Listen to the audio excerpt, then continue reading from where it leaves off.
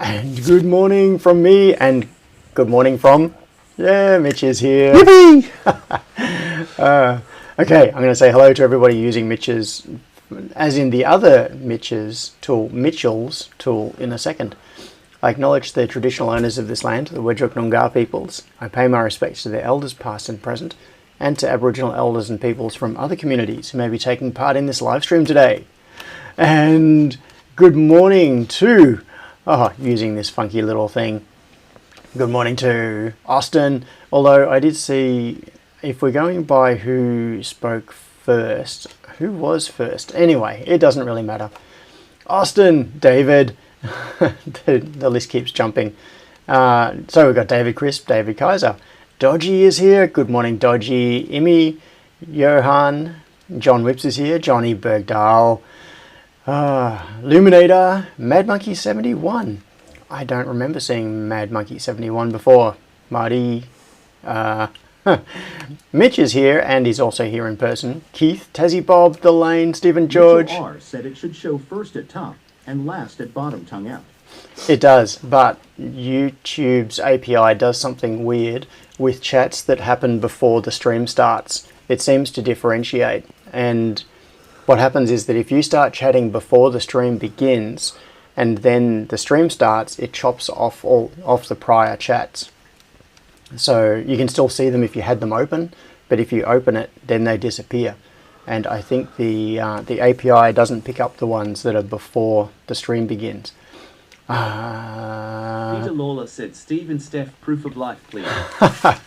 Mitch was ready for that. He was prepared right here.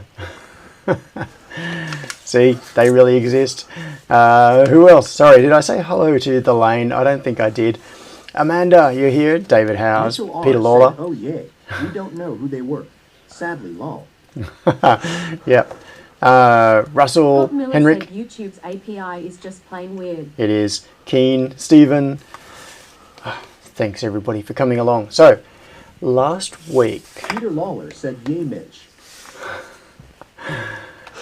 Last week, for those who can cast their memories back that far, I'm having trouble. It's kind of a bit of a hazy thing.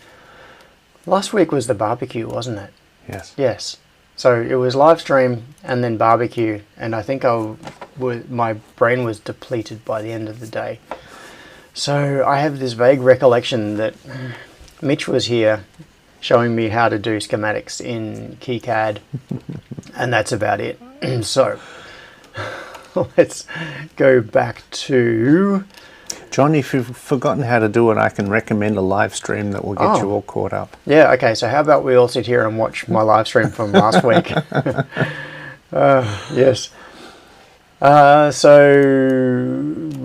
Okay. Mitchell R said I wasn't there. What is going on, haha? I don't know what's going on, Mitchell. So last week, with a few squirrels, we ended up doing some board design, and this is now the release candidate 3? Yeah. Yes, RC3 for KiCAD 8. Last week I was using KiCAD 7.0.10, and there has now been another release in the meantime, and so I have just updated to KiCAD 8 release candidate, which should be pretty much... Yeah, Scott just said next week's stream, double length John reacts to 2 previous streams. Yes, of me reacting to myself. So, yeah, React streams. I don't like React's videos. Anyway, I was going to go off on a squirrel chasing that topic. And John's reaction video is, I don't like reaction videos. That's exactly it.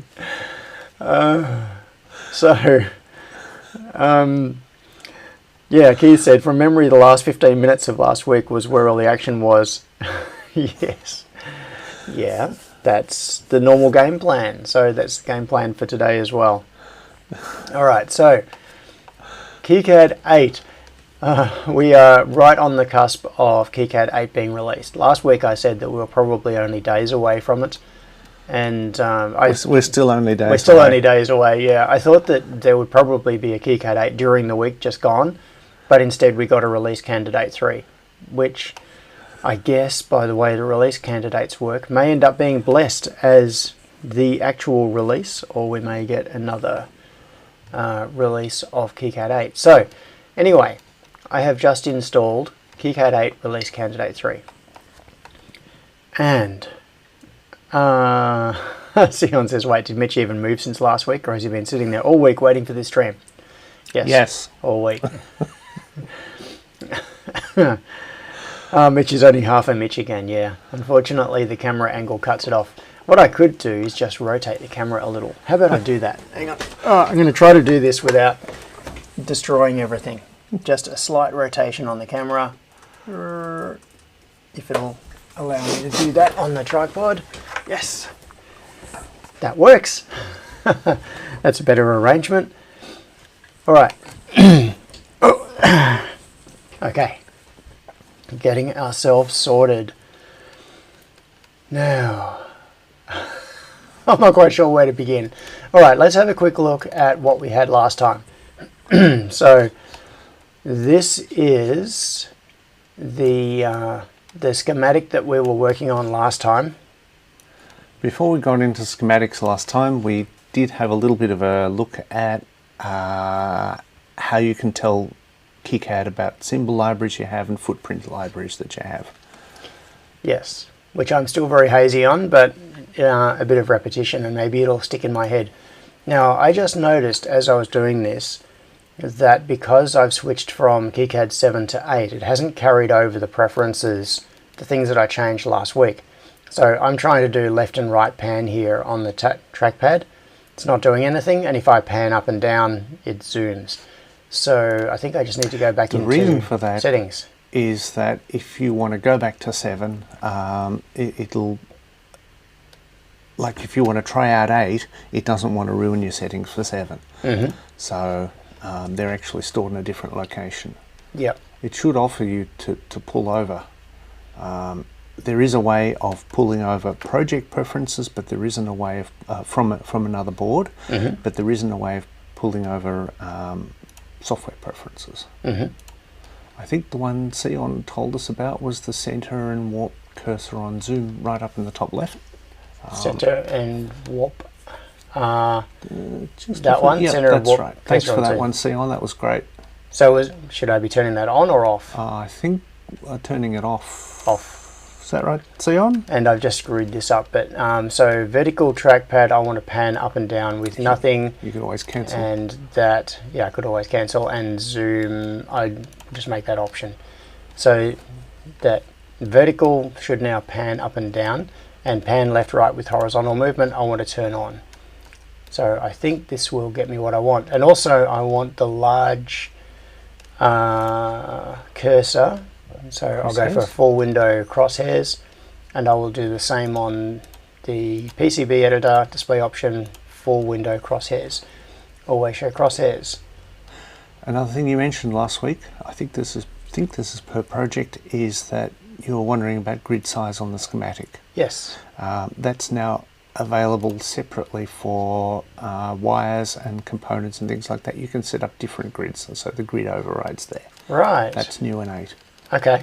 So you might be able to set that closer to what Fusion does, or you might work out after using KiCAD for a while that it doesn't bother you. Yep.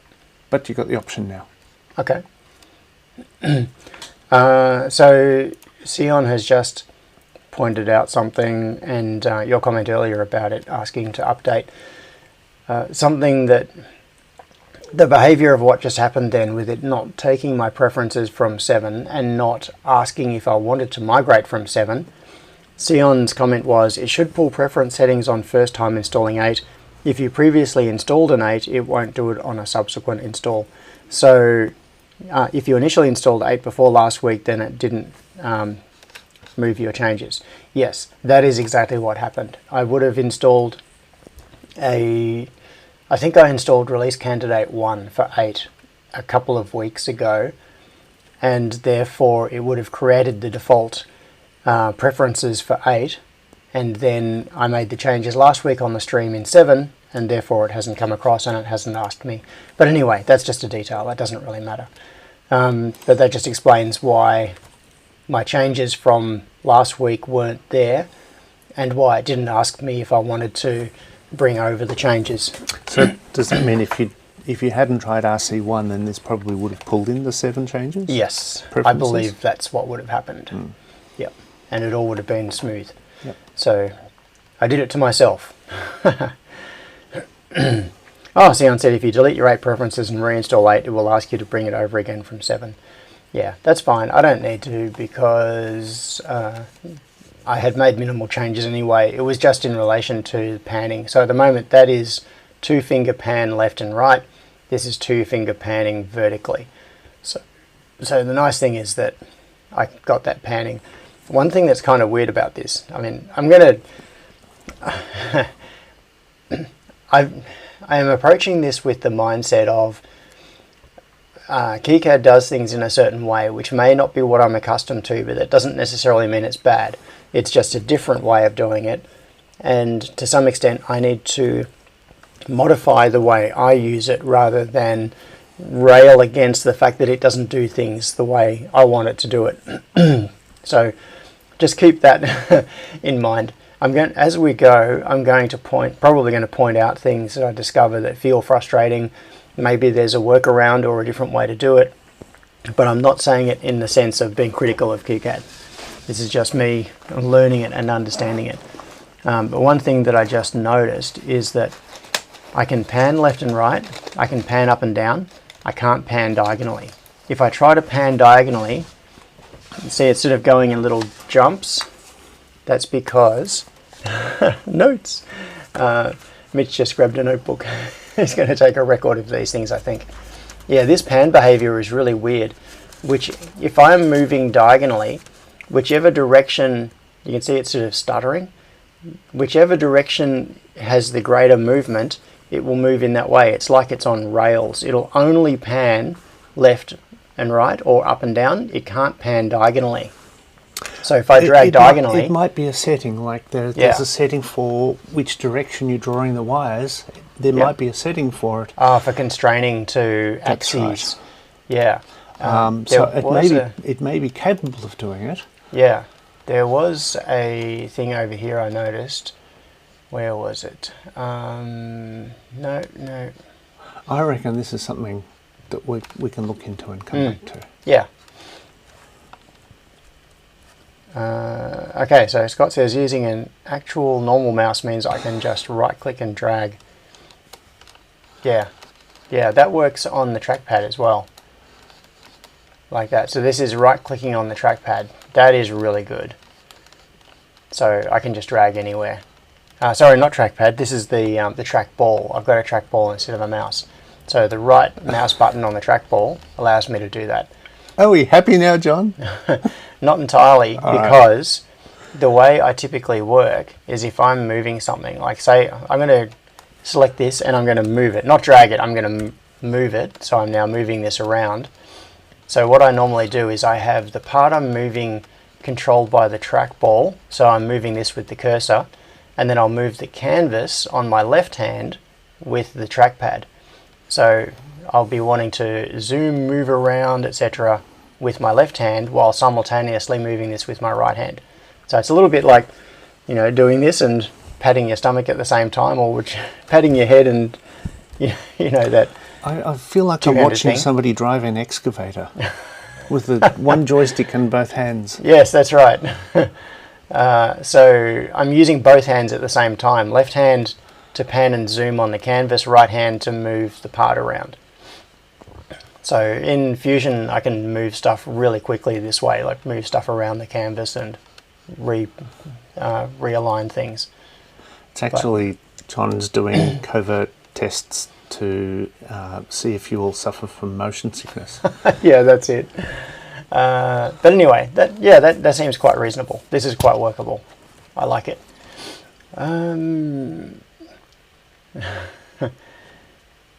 Scroll or move, not pan. Okay. Peter is Claire said, if you turn your display 45 degrees, you can pan diagonally. Oh, quick, pan the other way, pan the other way.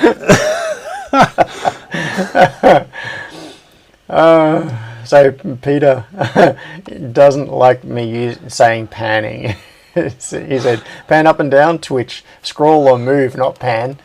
Yeah, okay. So if we make jokes about not being able to pan, is that deadpan humour? That is very deadpan humour. Moving right along.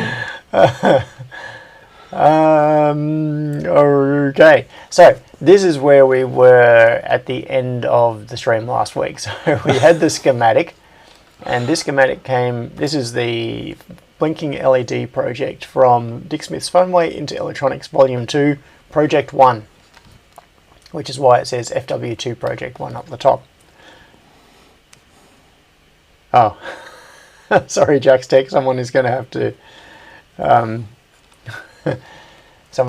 to make that say it. Right. Now, a couple of learning reinforcement questions. Amanda Thompson said, don't say pan 3 times. It would actually be 3 lots of 2. 3 lots of 2? Yes. Ah, okay, yes. The international distress. Yes. Cool. As a sailor, I Yes. have put them out sometimes. There have been times in the past when I've done that. Ooh. And you got yourself in some trouble, needed assistance. Yep. Yeah, Chip said Mayday. No, that's the different level of severity, I believe, isn't it? Yep. Yeah.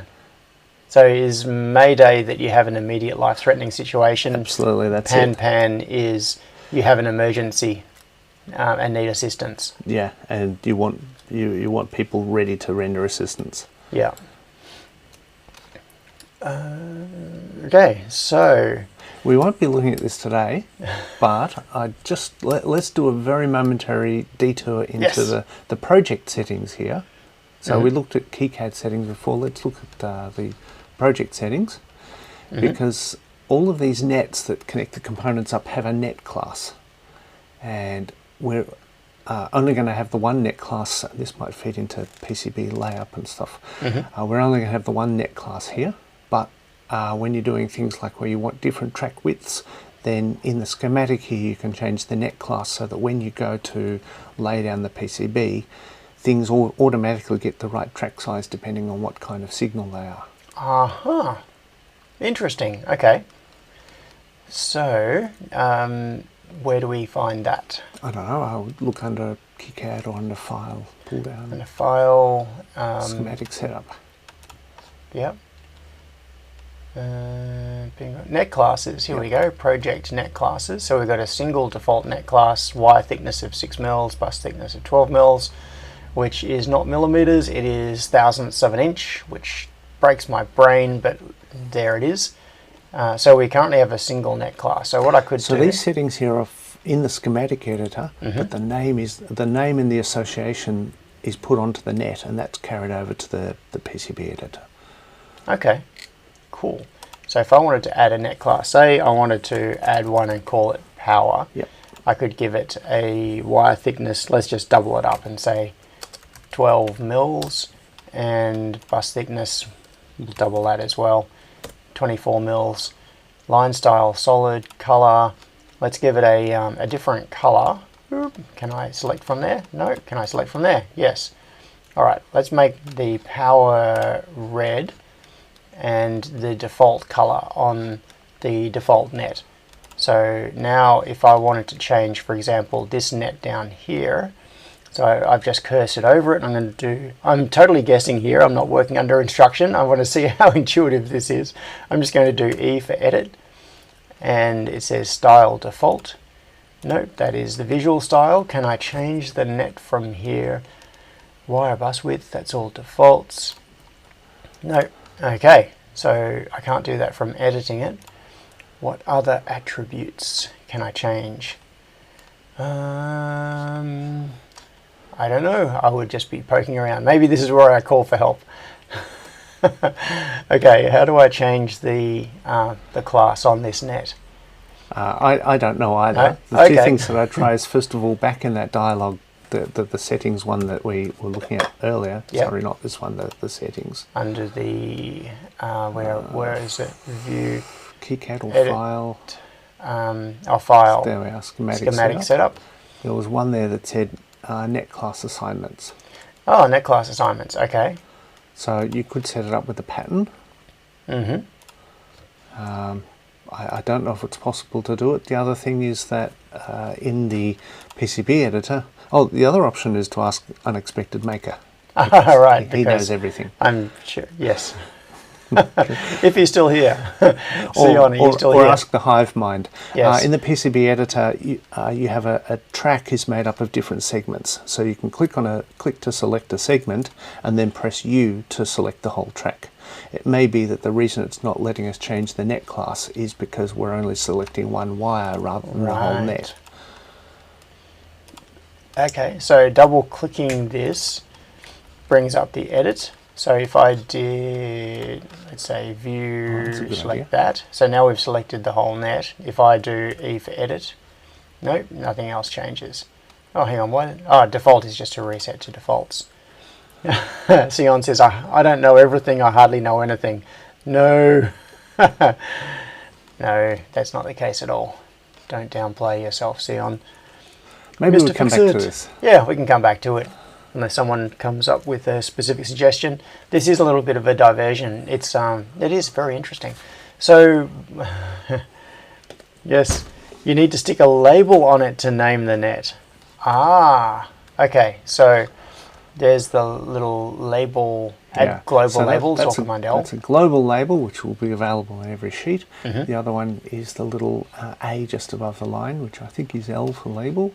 That one there, or that one there? That one there. Yeah, Yep. L for label. So, is the only difference between global labels and a normal label the fact that it follows through on every sheet? There's that, and there's also the visual difference. Okay. And if I had multiple sheets, and for example, I wanted, at the moment we have no explicit ground in this circuit. There is the negative supply side coming from the battery, there is the positive side coming from the battery, but in most projects you would have an explicit ground symbol attached to, probably to this net right here. We don't actually have that because of the way the original circuit was done. But if, for example, I wanted to specify, let's just pick a different one. Let's pick the top side here and say this was 3.3 volts, just for the sake of argument, if this was a microcontroller circuit. If I made... Let's add power and ground. Yeah, we could do that. What I was thinking was, if I name no, that would defeat the whole global versus local. Sorry, I'm thinking through the process here. So if I named this Folks, 3v3, what you can't see here is I get to see John's gears going round. It's crazy. very slowly.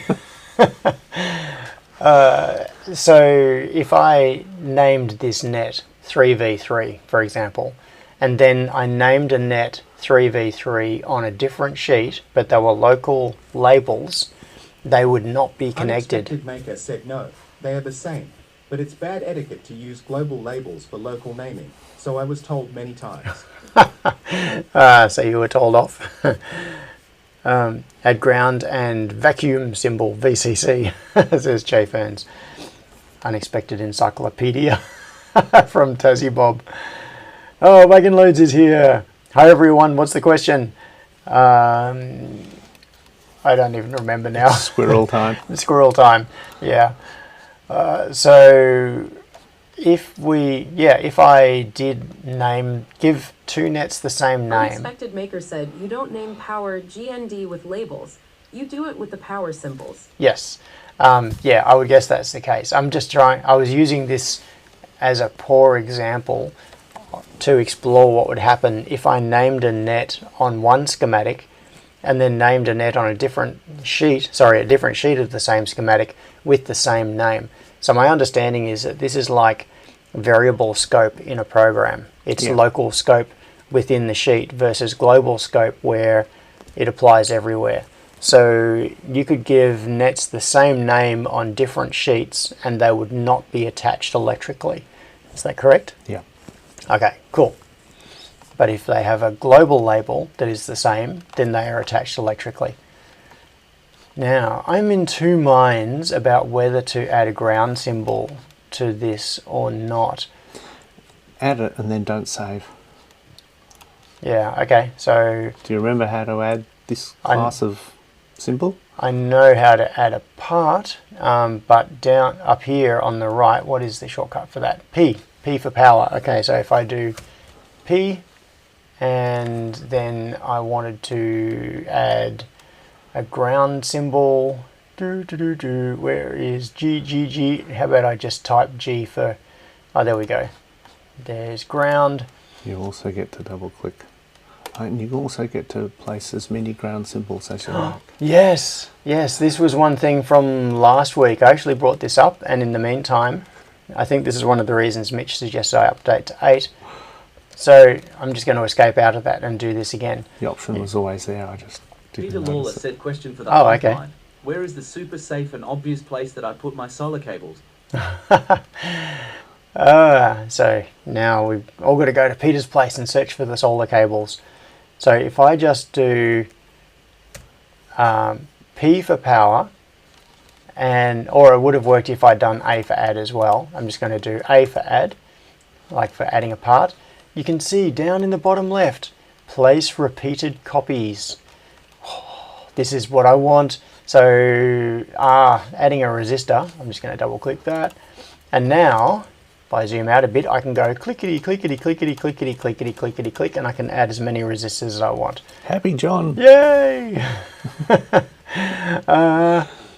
Now, I just saw Stephen George made a comment earlier, which I have since lost, but his way of thinking was what I was thinking as well. I just hadn't got to talking about it yet. Where are we? Okay.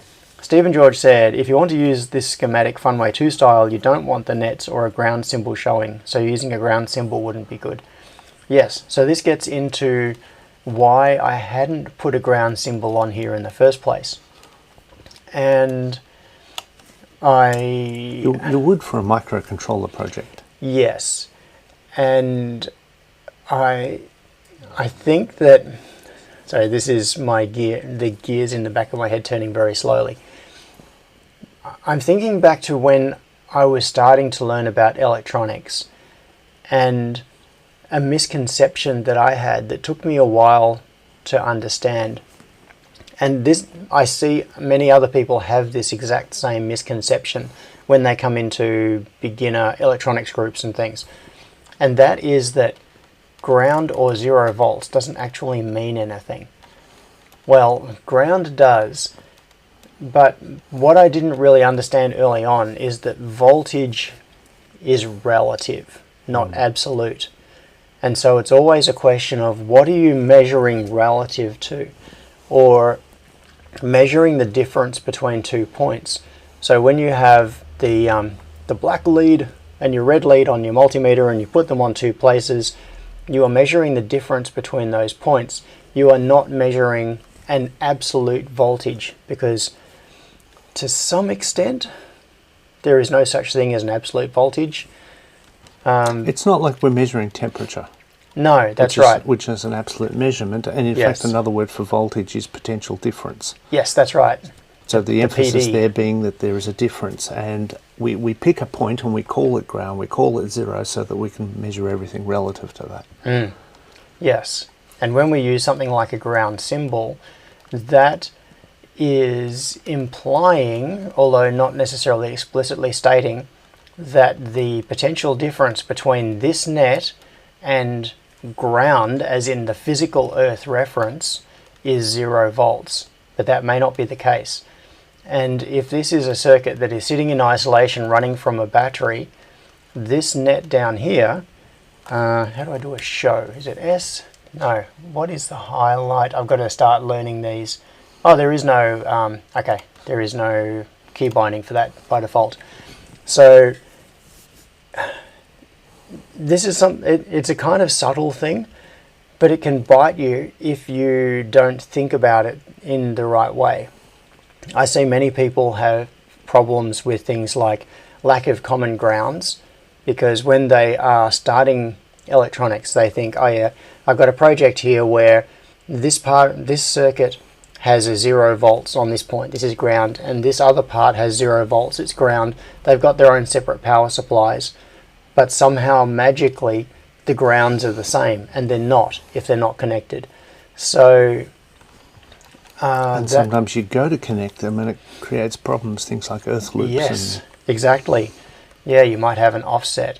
So that is one of the reasons that I am kind of inclined to leave a ground off this, because this is a self-contained circuit that is simply current flowing in a circuit from a battery, and the actual voltage, this net down here, could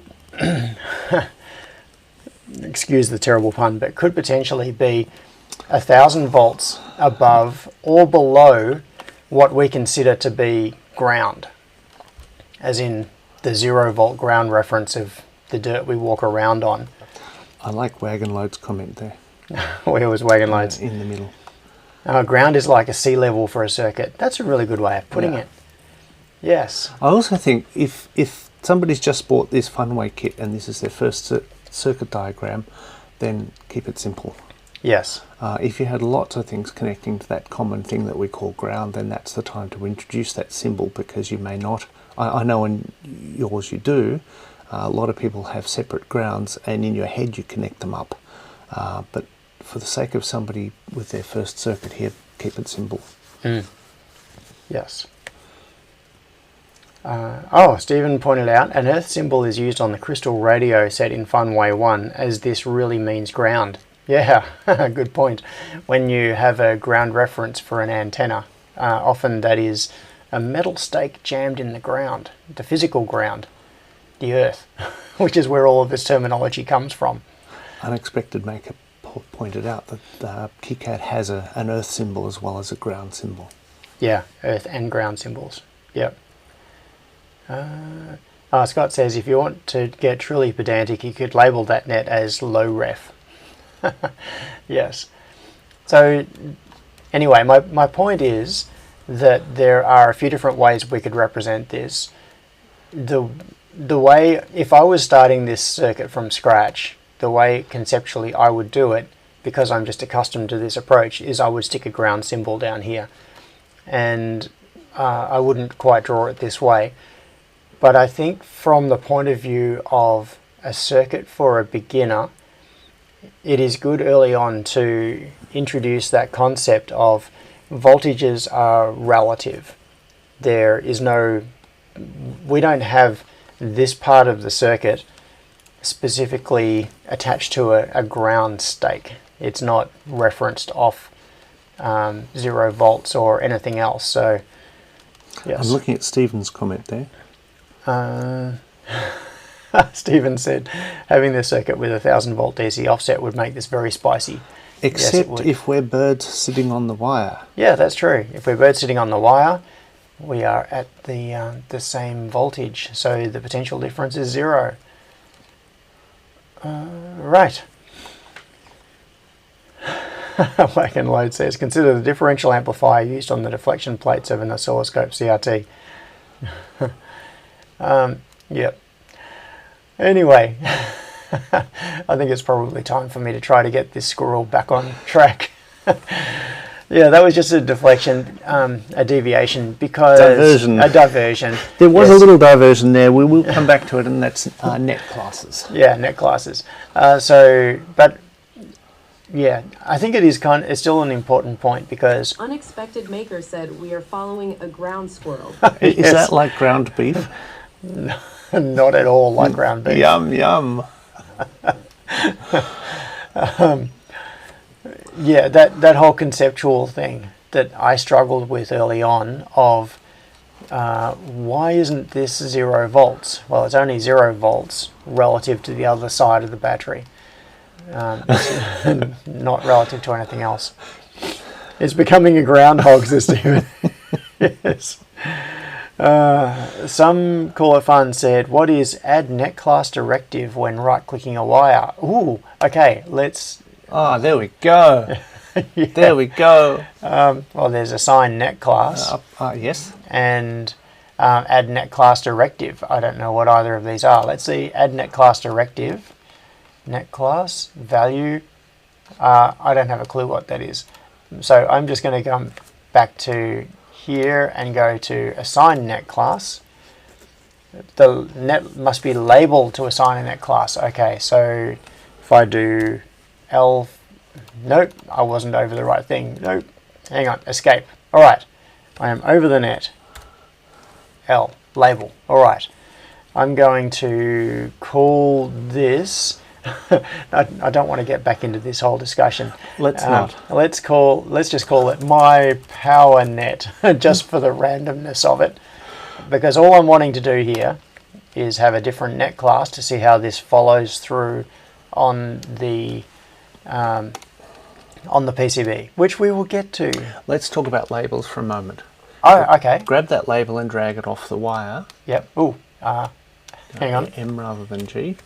Yes. I didn't actually do anything. I just clicked on it. So M and move. Yep. So click and then move away from it, and you'll see there's a little square there. Yes, there is the square. Yeah. So which wire this is related to is where the square is over.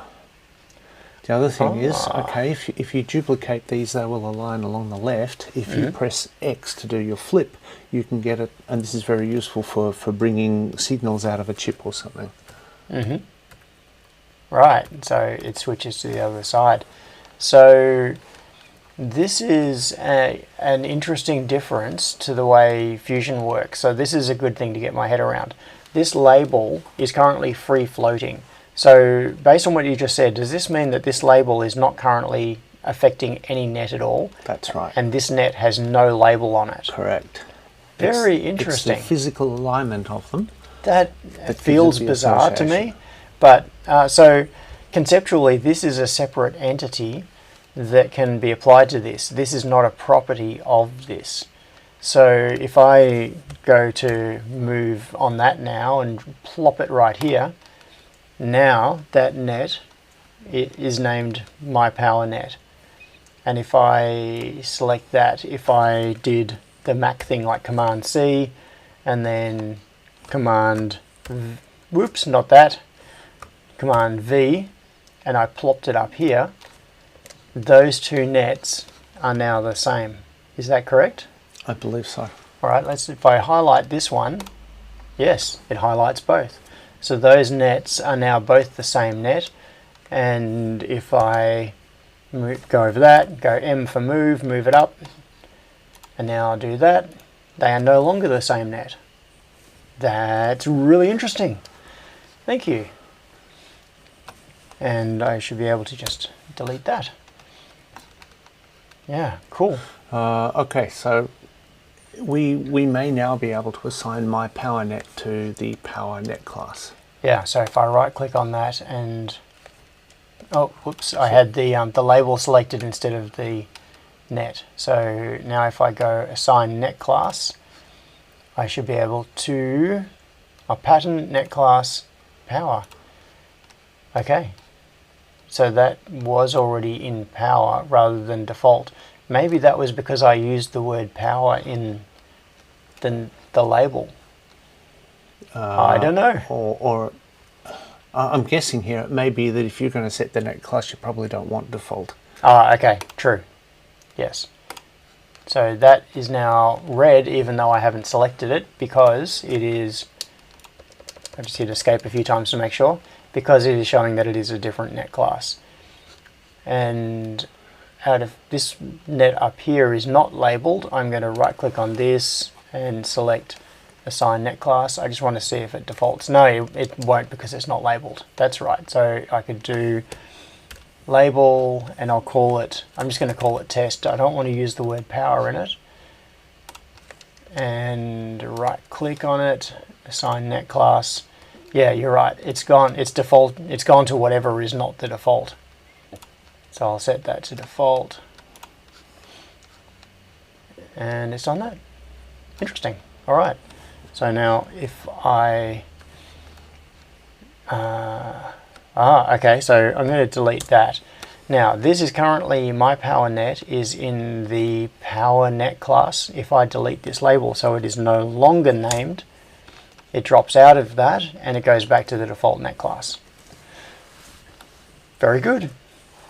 I'm getting my head around it. Now, create a different new third trace type. Yes, I could. Unexpected Maker said try one not connected to the battery symbol. Okay.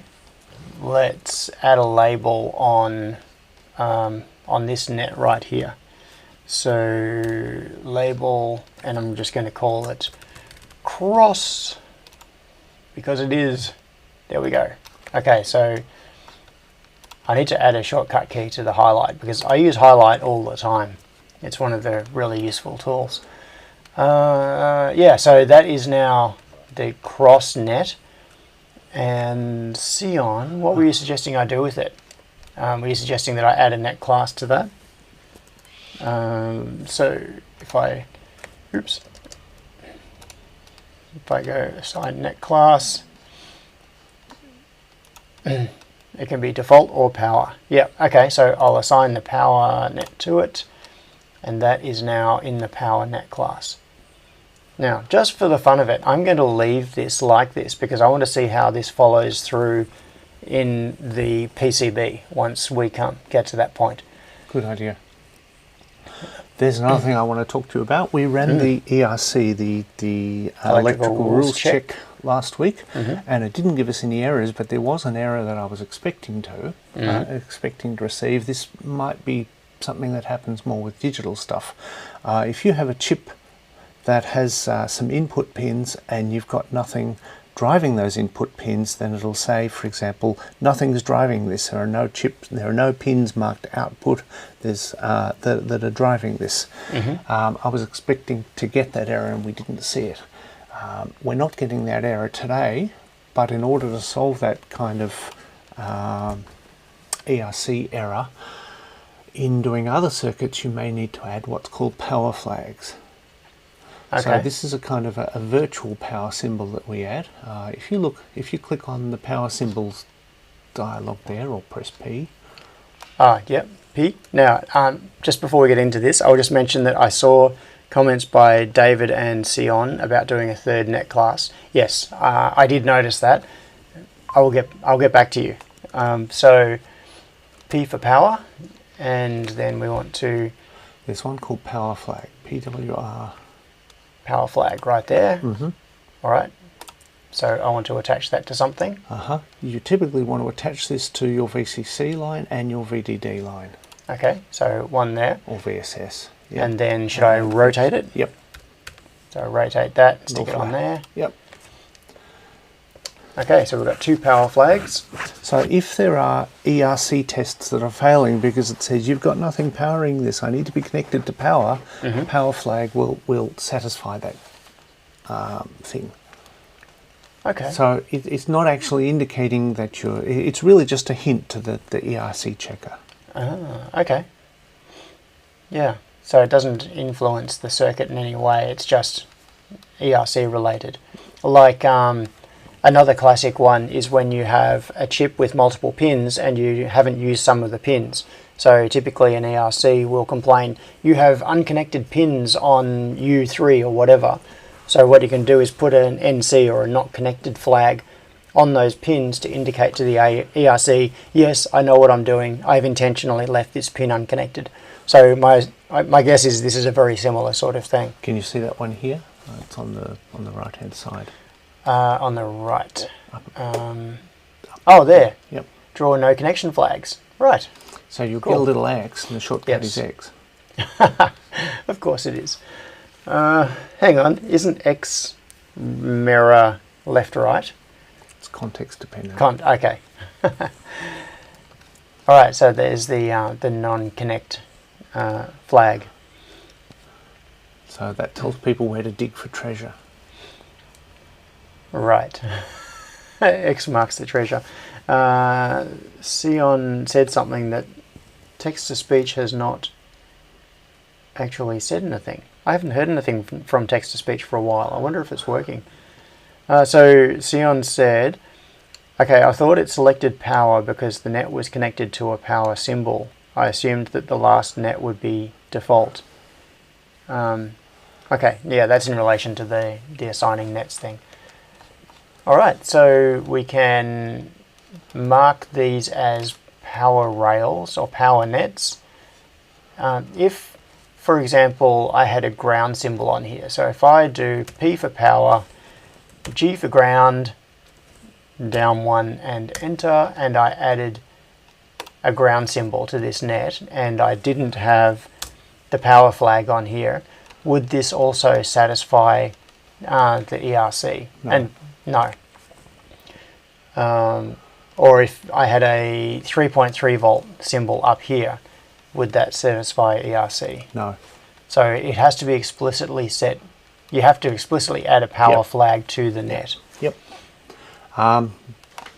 In the same way that, for example, bypass capacitors, you may have them off to the side of a chip connected between power and ground and not actually connected to the chip, even though they'll be physically adjacent. Yes. Some people just connect power flag to their VCC and power flag to ground on little off to the side kind of things, just to give it that cue.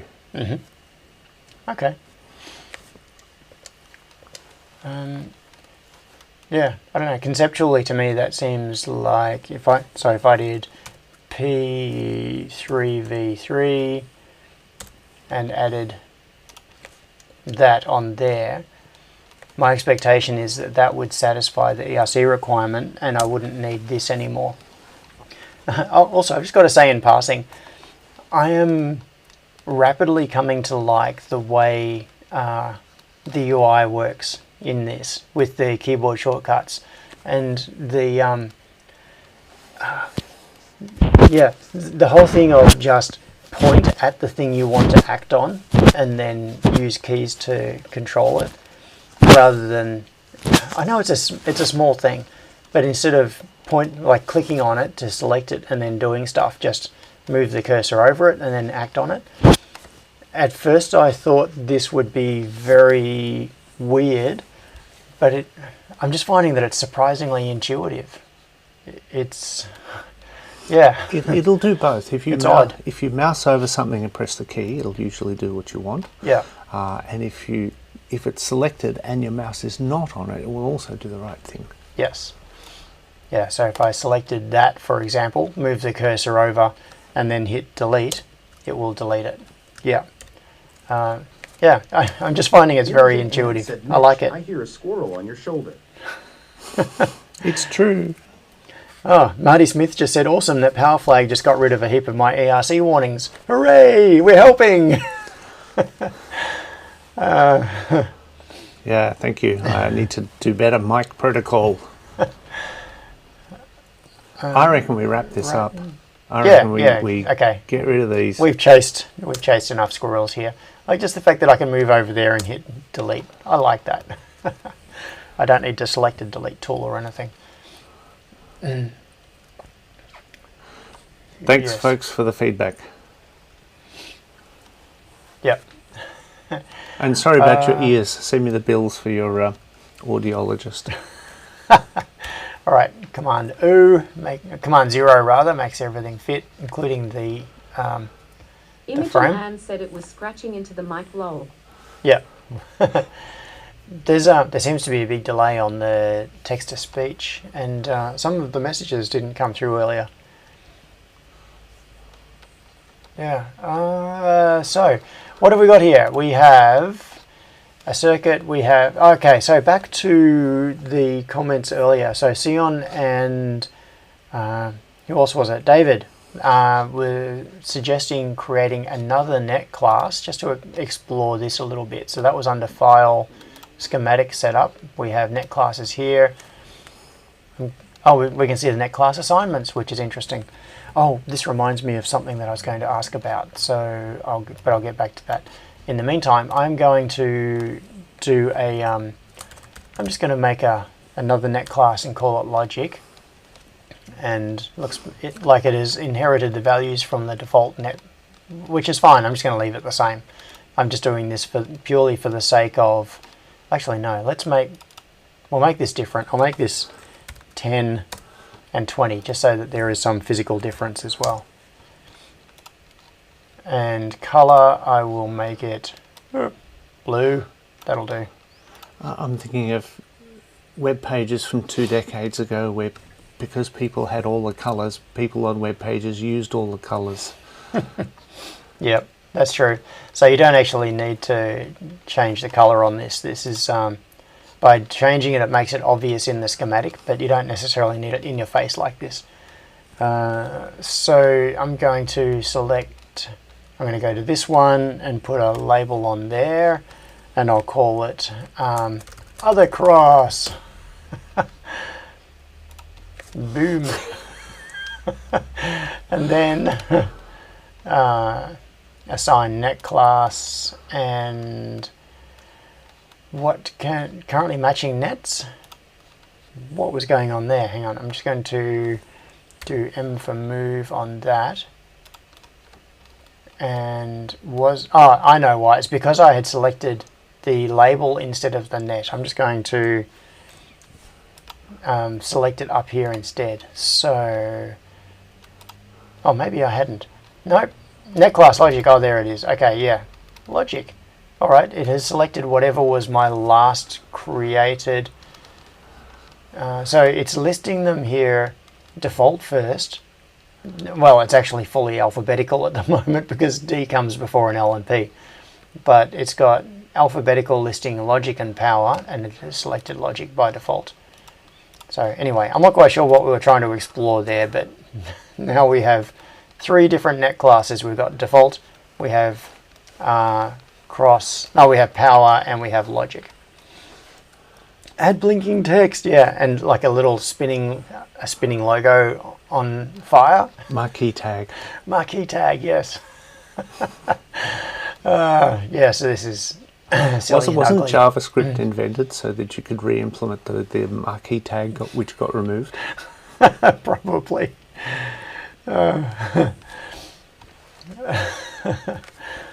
Okay. I'm liking Wagon Load's suggestion there. Wagon Loads, where is that? Just make a power flags box in the corner and connect them to ground, VCC, etc. Oh, right. We'll get into why a bit later, but for example, if you had a box and you had mounting holes in the corner of your circuit board, you may want to put symbols for them in the schematic. Yes. Not on this one, but sometimes you put things which aren't actually components in the schematic here because they'll flow through to the PCB thing.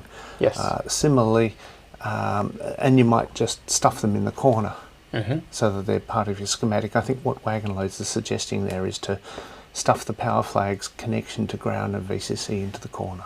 Yes. So you can see them on the schematic, but they are not cluttering the schematic portion of it. Something you like that doing could be down in in your here somewhere. Is to draw boxes around things and write text on yes, kind of logical blocks. Yeah. Do you want to have a quick look at that? Sure. Okay. So just in case I forget it, the one thing that I was going to get back to was last week we ended by assigning footprints to parts, and nice. We have this little box up here so we can bulk edit, we can see all of the parts, we can see which footprint has been assigned to it. If I drag this out a little bit more, it'll make it a bit easier to see. And in here we can change, so we've got a 5mm LED for example, and we could change that to say an 0603 SMT LED without changing the schematic. So I can see how to do that through that bulk edit. But what has totally dropped out of my memory is doing it on a piece-by-piece basis. If I wanted to change this particular one, R4, how do I assign a footprint to it? So we've got... Is that done through here? Okay. The first way is via edit. So if you press E... So go E, there'll be a footprint field. Right, so okay. If you click on the text, you'll get a little bookshelf. Yes, and then we can select from it is open on the other monitor, but I'll just bring it up here, and then we can search for the specific thing just as we were doing before. Yep. So we can edit it through there. Before we close that, let's have Yep. a look at the other fields there. We've got a reference, value, footprint, and datasheet. Yes. I'm not quite sure about reference, but value, footprint, and datasheet you can get access to even when this properties dialog isn't open. So let's escape out of this. Okay. So in this case, we've got reference R4, value 560, and there's a datasheet which is just a tilde at the moment. One of these had a datasheet. What was it? Was it the transistor? Yes, okay, the transistor. So let's try the transistor. So escape out of here. Yep. If you've got the transistor selected, you can press P to edit the V to edit the value. Yes. So this might be, say, if you've got a resistor, this might be the 560R, for example. So V for value. Yep. Okay. D for datasheet. Okay. D for datasheet. And on the separate window there. Yes. What it actually did was follow the link to the datasheet. That is pretty handy. Very interesting. Okay. And F for footprint. So coming back to bring this into focus, F for footprint, edit footprint. Okay, same as before, we can select from the library. Cool. So I can either do it by editing as an attribute of editing it, or explicitly doing F for footprint. Or bulk editing through here if you're wanting to assign a few at the same time and see everything that's in your schematic. Groovy. Alright, I just need to start getting these things stuck in my head, which will begin happening because I haven't actually used this for anything, any real projects other than what we were doing on the stream last week. So like any new tool, it's going to take a while for me to get all of these processes stuck in my head and make them intuitive. Wagonload says, I added custom resistor symbol to my added symbols and then added a footprint and step file to it so I never have to add them on the circuit board. So is that a way of pre-associating a footprint with a symbol? In a symbol you can specify a regular expression that will filter out footprints that are appropriate and known and good. Okay. Interesting. So it's basically, so taking Wagonloads' approach there is, it's more akin to the way Fusion works, where a part, well, once you put a part down on a schematic, it has a specific footprint associated with it. And you can change to another variant, but you pick the footprint at the point you put the schematic symbol down. You can do either. When you went to let's do an A. Let's put down another resistor or something. Yep. And R is default selected. So before you press, Before I while press that dialog is still open. Yep. Oh, okay. So I'll go to A for add. Okay, let's add another transistor, for example. All right. So I'll 548. 548. Have a look on the right-hand side there. You can choose a package. Right. So it's got default or it has the library defaulted. one will say the library version of the BC548 will say these are the footprints that we know are appropriate. System notification. 1 hour remaining. Okay. Hand solder, for example, very useful on SMT components because the pad sizes are larger, lets you get in there with a soldering iron a bit more easily. Yes. Okay. So you can set the footprint when you first place the symbol. You can do it later by pressing F and footprint, or you can do it in the mass, the bulk edit. Yep. Okay. So in this particular case, it has come up with a default of TO92. But if, for example, I do A for add and R for resistor, it says no default footprint. That's interesting. Okay, so what that would do is achieve something similar to what Wagon Loads was just describing. So if I was adding a, well, in his particular case, it sounds like what he has is a resistor with a default footprint already assigned to it. Just the way this is done in the transistor here, it has a default footprint, but the default resistor does not. Would you like to see how to do that? Sure. Okay. Okay. So This feels like we're getting off the normal workflow. This is more like a setup thing. and that's So let's how do I it. came back for a third week. Yes. Okay, so let's see how we do that. Okay, so let's save this. All right.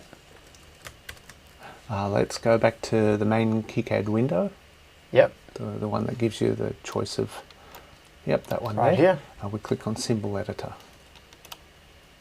Yep. And here we go. So there'll be an option there that says Create New Library. So we're going to create a library that's local to this particular project, or maybe you could have a Funway library, for example, if you've Scott got Miller said 52 weeks of the John and Mitch show. I'm up for that. Okay, so tip your waitress, try the veal. like Ogre, we're here all week. Now, Yeah. okay, so we could do new library here, Yeah. and it could be either global or project. Yeah. Let's make a project library, and then I'm going to save it just in the same location. How about I call it? Let's move this off screen, just in case. Oh, okay, just in case it shows paths of things. Okay. So I often create a library. So if I've got a particular project, I'll create a library in the same project directory. If you're doing Funway, you might. I might go back a level to make it That's right. scoped by all of the Funway projects. Yeah, so an intermediate kind of thing. But for the moment here, I often call it local or something like that. Okay, so I think this will be okay to show on screen. This is just Okay. all it's revealing here is other Superhouse projects, Okay. which are, I think they're all open source anyway. Great. So what I've done is we had this folder here, which was the Funway to Project 1. This is the folder that we've been working in all this time. So it's got the schematic and the PCB and the project file plus backups. And then just back out, in parallel to that, I've made a new folder called KiCAD Library. And I'm going to stick my library in there, and I'm going to call it Funway Library. Or just Funway. Okay. Does it matter? I'm kind of inclined to keep Sure. the label in there. We could just call it Funway, but then is there an indication? I suppose this is going to reflect, well, the file name may not, but does this then reflect through inside the user interface as we're adding parts in terms of the way it's named? So should I? Yes. Yeah. So it'll be cleaner if I just call it Funway, so that we go into libraries and we'll see there is a library called Funway, Yes, that's it. rather than saying Funway Library. Okay, I will call it Funway. Okay. So we've got Funway here. We've got to hook it up to this project a little bit later. Actually, there might be a way of doing adding. But for the moment, let's find the what we were going to make a symbol for, resistor or the 548 or something. Let's do the resistor with a default footprint assigned. Okay. Now one thing. Let's find the resistor. Okay, let's so that will be filter for R. in here. I think version 8 gives you a mouse over preview, which it previously didn't. So version 7 didn't have that. Yes, that's cool. So that is a resistor. Yeah. Yep. So we could click on this and bring that up. The other option is to right click it and go derive from existing symbol. Okay. So what we can then do is call it R Funway or something, or just R, because we're going to save it in another place. Okay, I'm just going to call it R and hit OK. Derive from R, or should I call it R Funway? Let's see what happens if it's the same name. Because This could be confusing. is it going to complain? Already exists in device in library device. Okay, so I won't overwrite that. I'm going to call it RFW or R-fun FW. Let's try this. Okay, so we have a resistor in here. Okay, that's in device. Oh, it's put it into device. Okay, that's not what I want. Yeah. Okay, I want to... Maybe we'll have to come back to that sometime, but Yeah. you can do a derived symbol and it maintains that link back to the original one, which can help with updates and also help you understand later what the provenance of it is. Okay, nice. Yeah. All right, this is... But you This is something to return to. As Wagon Loads is saying, you could set a footprint here, and then whenever you 0805. place that one in the Funway project, you'd get the footprint for free. Yes. Okay. And Wagon Loads also said, I made a added symbols global directory so it is always at the top of the main list. Speaking of which, Mm-hmm. if the Funway library was added to this project, and there might be an add here, or you may need to go back to the library maintenance. Let's have a look, see if there's an add library up the top there. Up here, Yeah, add library. yeah. Yep, so this is what we just did when we created the Yep. Funway library. Funway, and it was in here. Yep. Mm-hmm. So Okay. let's click on that. Open. Already exists. Oh, okay. Okay. So let's find that library on the left-hand side now. Let's close device. Remove that filter, and Let's find our library. Funway should be down here. There it is. If you right-click on it, Mm-hmm. you can go Pin Library. Ah, pin library. So the ones that you commonly use end up starred up the top. Yep, good. So Wagon Loads. That could be a way to get yours to the top as well. All right.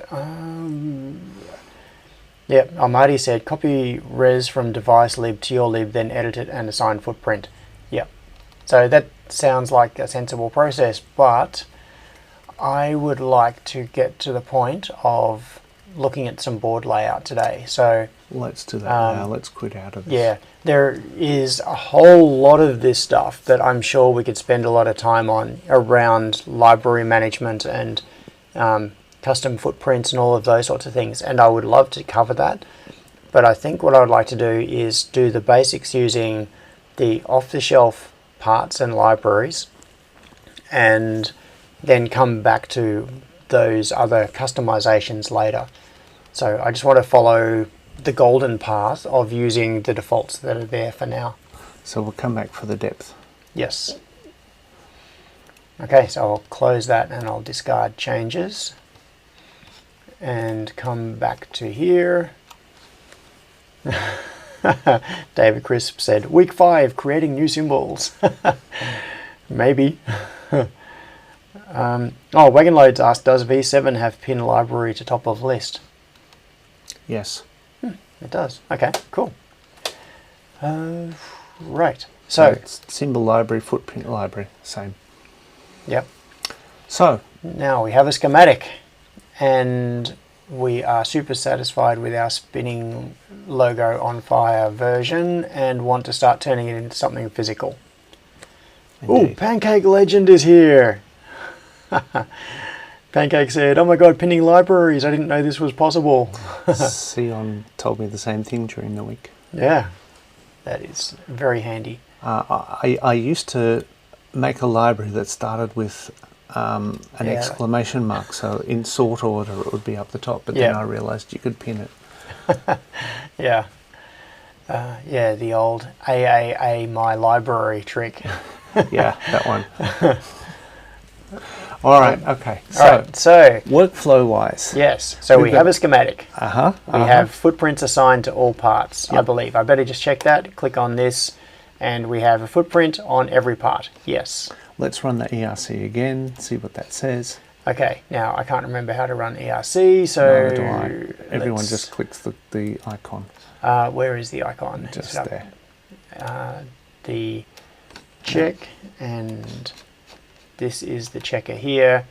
So we want to show errors, warnings, exclusions. How about I click on all, because I just want to see lots of stuff, and run ERC. Tests running. It ran all of the tests. It's got ignored test spice model issue, which we don't care about because we're not doing simulation. And it looks like we're safe for now. I would like to see an error. So what I'm going to do is delete this net so that we now have an unconnected end on this resistor. And then I'm going to run ERC again. Run. Checking. Oh, look at this.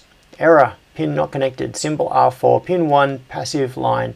Click on items to highlight them on the board. So if I select that, you can see that I'm going to deliberately move the cursor somewhere else, and then just click on here, and you can see that it has put a red arrow pointing to that There's location. two things that are happening here. The highlighting that happened is the purple that you see if you zoom in. Yes. So the pin is pin is highlighted, purple. but the red arrow is just there anyway when you run the ERC. Yep. So for example, if you had 7 errors, There would be an arrow to each error. There'd be 7 arrows. Right. There is an option in there to go and clear all the arrows off if they're getting in your way. Yep. So delete all markers. It's set. It's got the markers set, and then we can delete markers. Nice.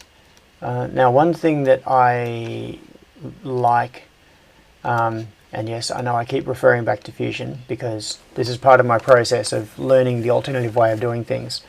One thing that I like about the way Fusion does this is if we ran ERC and we got some errors, as you click on each one, it zooms in and centers on that error so you can deal with it, and then you click on the next one and it centers on that error.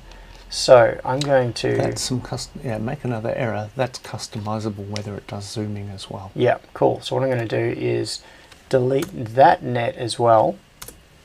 So we now have 2 errors, and I'm going to rerun ERC and run. So we've now got 2. There is that one and that one. You can see that the cursor is jumping between them as I select them. And what happens if you zoom? If I zoom in here, so I've zoomed way off so that it's no longer visible, then I select it and it jumps to it. That is perfect. That's exactly the behavior I want. Great. Nice, nice, nice. The more I get into this, the more I like KiCAD. Okay, so I'm going to close that, and I'm going to do nope. If I go over that, I can do a net, and then if I go over that, I can do another net. Now the markers are still there, but if I rerun ERC, it's now got 0 errors and the markers have gone away. Now John, I know how particular you are about your schematics. C2 is not bang in the middle of R3 and R4. Yes, you're right. So this schematic is not currently symmetrical. The length of... Unexpected Maker said if that's the behavior you want, I'll contact the devs and get them to remove it. Can't have it work how you want without more pain. Oh, thanks, Eon. I know you're always on my side. Yeah, so the System gap... notification, 45 minutes remaining. The gap between these 2 resistors, R3 and R4, is bigger than the gap between R1 and R2. This schematic is not symmetrical. Now, in order to fix this, I'm just going to try dragging across this. This is an experiment. This is just me learning. And then I'm going to do G for drag, move it that way. and there has been a rubber banding issue with a couple of things, but I'm sure we can fix that up. So I'm going to move it to there, which I think is where the symmetrical point is. Now you can see there's been a rubber banding issue here on the blue net, and there's an issue here on the red net as well. That may not happen if you rubber band from left to right. Very good point. So I'm going to undo that, and then if I do left to right from there, which means that it is only moving, it is only selecting the areas that are fully encompassed. It hasn't selected this top net or this bottom net, so I'm going to do... It'll still work. It'll still work? Okay, I was going to do like a shift click to add it. That too. Which will also do it. Okay, so G for drag, move it left, and that looks nicer. Nice. And then E for, then escape. And yes. cool. Nice. On the original Funway one, R2, R3 and 4 were centered within the track. So they were all lifted up a bit. Ah, right. And then the LED, how did the LED fit? As that is there. But Okay. R2 and R3 were... Oh, they were up in this region somewhere. Yes, They weren't midpoint in a horizontal line like this. with R1, yeah. Yeah, so if I did a drag on that, it was more like this. Again, this is something where you could select all three components Yep, and drag them together. yeah. I actually prefer them aligned like this. Mm-hmm. So that's the way I'm going to do it. Yippee! Great. It was really just a test for doing multi-drag. All right, so I could do G and then move it like that. Yep.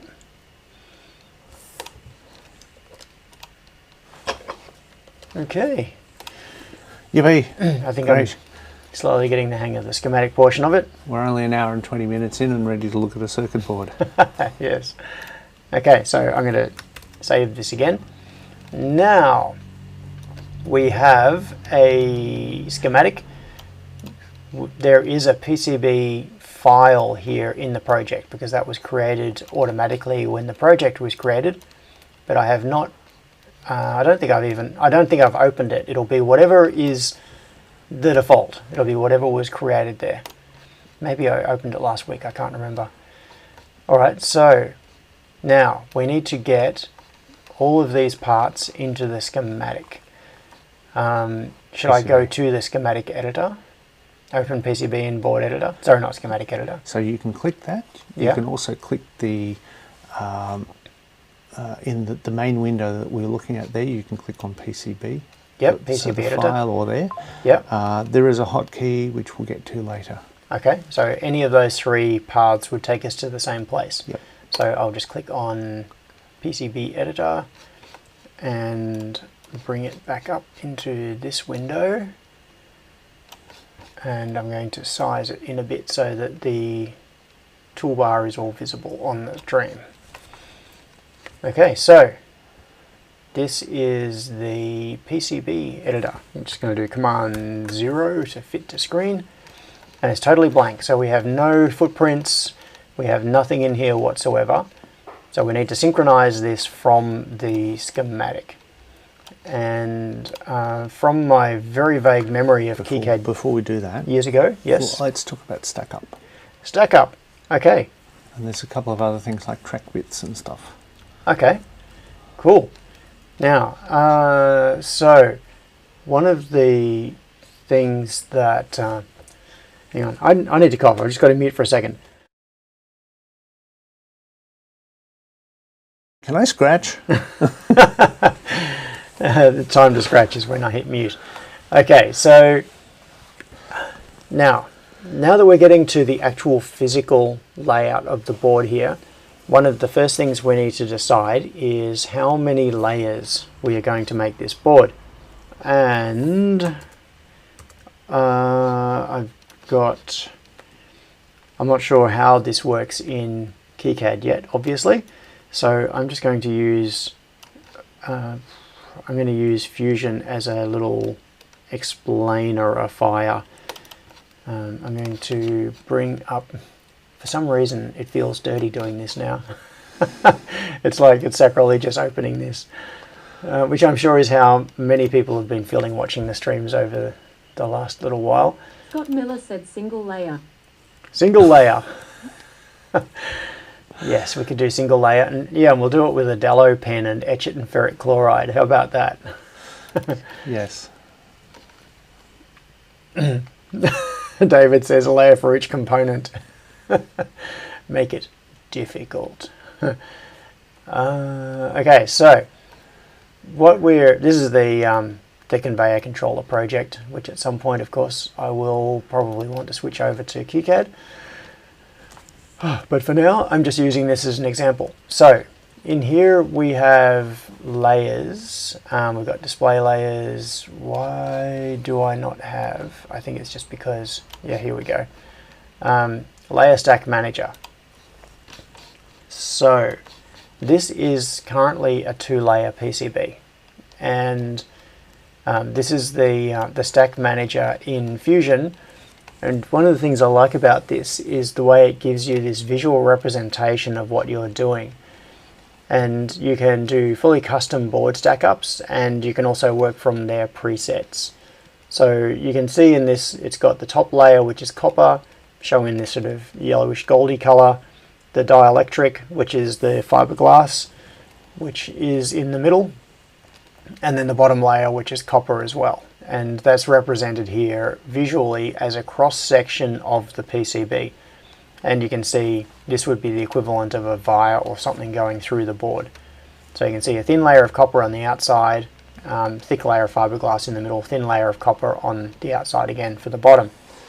Total board thickness 1.57 millimeters, it says. So that's a nominal 1.6 millimeter PCB, which is often not exactly 1.6 millimeters, because it's, in this case, it's a 1.5 millimeter core plus 2 layers of copper at 0.035 millimeters each.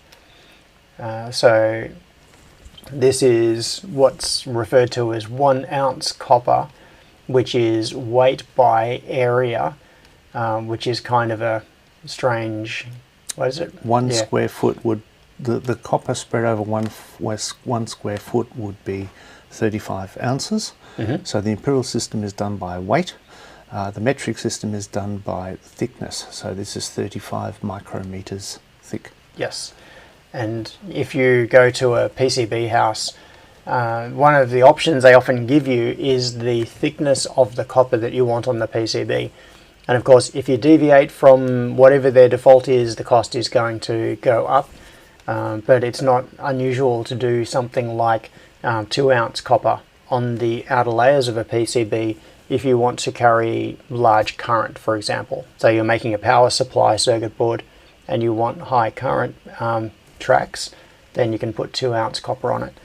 So, you know, this is what we're talking about now is getting away from KiCAD specifically. This is just more into board type stuff. But one of the things that a lot of people don't realize once you go beyond 2 layers is the symmetry of the way it works.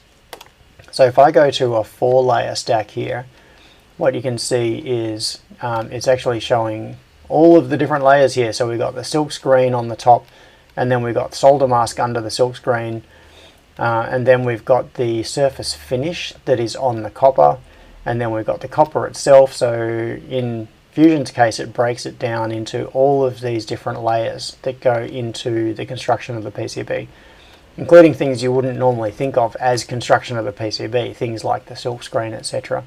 But those layers are all important. But the interesting thing here is that it's symmetrical, and the way PCBs are made is not an even thickness of different stacks. It is typically a large center core and then 2 thinner boards on the outside. Now, Mitch was just explaining to me earlier about the way this is done in multiple passes and how essentially pairs of layers can be fabricated together. So Mitch, did you want to explain that a little bit? Yeah, so we're looking at the cross section of the board there. We've got, I don't know if it's coming out on the live stream there, but the layers are numbered from top to bottom, 1, 2, 3 and 4. So typically for this kind of layup, 2 and 3 will come into the factory as this dark grey core with copper on both sides. So what they'll do is they'll do all the etching and stuff for layers 2 and 3, and when that's done, they'll get a sheet of something that just has the light grey area there and copper on one side, and then laminate that core there with layers 2 and 3. They'll layer that with pre-preg on the top, which is the grey core in layer 1, and another one at the bottom for the grey core in layer 4. They'll then put that into an oven over several hours with a press and bond all those together, so you then get a 4-layer board. And then once that's done, will then etch layers 1 and 4. Yeah, and as you can see, the pre-preg that is used here is significantly thinner than the central core. So the core here, the dielectric, in this case is 0.71 millimeters, and then these layers here are 0.064 millimeters. If I'm reading that correctly, perhaps, I'm not sure. That one? This can be varied. It often varies because if you want to do high-speed stuff, if you want lines that have particular impedance, such as Peter USB. Waller said Lunchtime TTFN. Okay, bye Peter. Right, thanks Peter. If you're doing USB, HDMI, DRAM, that kind of stuff where you want a particular impedance, then you want to control both the spacing between these outer layers and also the dielectrical constant of the particular stuff there. I think it's listed as what's D something, DK, often known as ER. So these are things that you, in order to be able to get for a pair of traces a particular known impedance of those traces, you'll specify the particular materials and the spacings in order to get that impedance. Yes, so as you can see here, layers 1 and 2, for example, are much closer together. Okay, so this comes into a comment that Johnny just said, which is, so when he says 4, he means 16. Yeah, so a moment ago, Mitch said layers 1, 2, 3, and 4, and that is just because of the strange way that Fusion labels its layers, and this is a holdover from Eagle, which has then been brought into Fusion. So the way Fusion works is that the top layer is layer 1, the bottom layer is layer 16 always, and then it works in from there. So if we went to, say, a 6-layer stack, it's layers 1, 2, 3, and then 14, 15, 16, which is a bit strange. Like, not in normal terminology, this would be layers 1, 2, 3, 4, 5, 6. There's a reason I read that out as 1, 2, 3, and 4, and it's because I can't actually read it at this distance.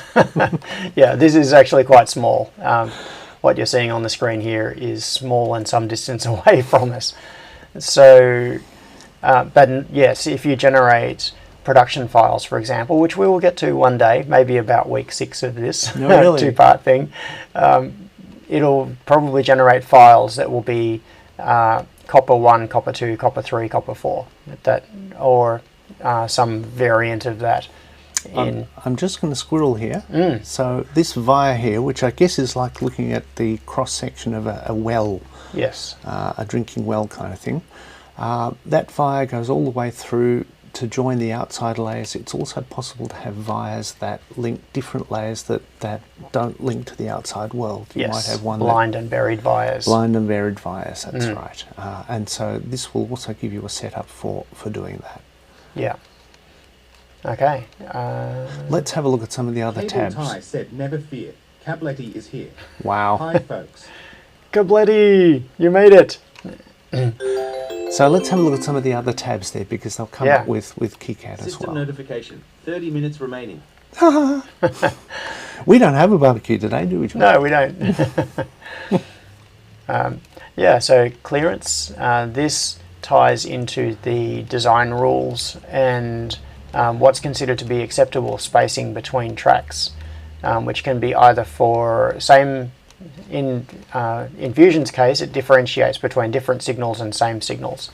So you can have two signals that are the same on different tracks, or pads next to each other are allowed to be closer than different signals. And distances, did you want to... When we talk about clearance here, so depending on the particular machines that a company uses, a fab house uses, they'll advertise their services and say your tracks can be any thickness down to this particular thickness, so it's a minimum thickness for your tracks. Also, you have to keep your tracks at least this far apart. Yes. And so typically, for example, the standard JLC offering, I think, is 0.12 millimeters apart. That's 5 mil. So that's not a lot of room when you think about it. He's that's very etching small stuff so there's a 0.2 millimeter gap between them. But what you want to do when you're routing stuff is set stuff up so that you're working within what your board house will do. Yes. Yeah, so the design rules that you use in the tool should be set up in such a way that it won't allow you to make an unmanufacturable board. It should come up with warnings if you put traces too close together for the board to be manufactured by your board house. And this is one of those areas where different board houses will have different capabilities, and sometimes you can pay for more capabilities essentially, but at this, most of the time at a hobbyist sort of level, we're not pushing the limits of the limits of chemistry and and physics. So and which machines? I mean, they're all geared up to do mostly the easy one. Yes. But you can pay money to put it through different machines that are more capable. Yeah. John, is it worth bringing up the capabilities page for JLC just to have a bit of a look? yes. I think it's jlcpcb.com/capability. Okay. Capability. If I can spell and if I can see. Let's see if I got this right. Capabilities. Here we go. Okay. So rigid PCB, which is typically what we care about. So they can do from 1 to 20 layers. They can do control impedance. Let's not worry about that for now. And material, let's not worry about that for now. FR4 is a standard flame retardant rating fiberglass.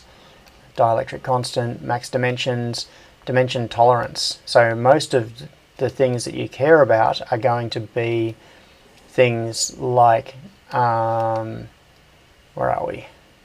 Drill hole size is an important one. So the drill size they can do, drill size tolerance they can do down to a 0.15 millimeter drill. Let's have a minimum look via on the notes 0.15. Yep. So on the notes for the drill hole size. for the drill hole size.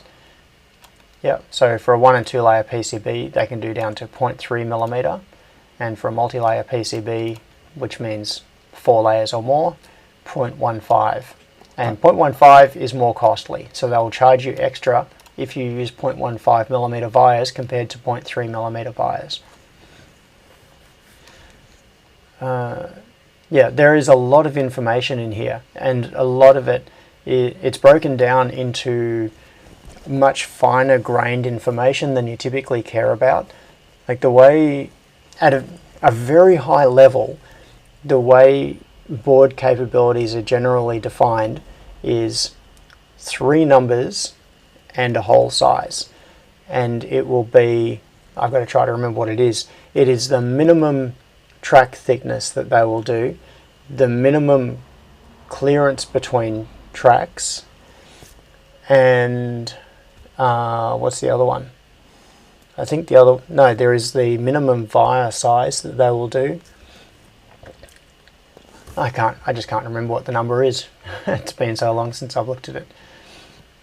But you can see here, for example, they have differentiated between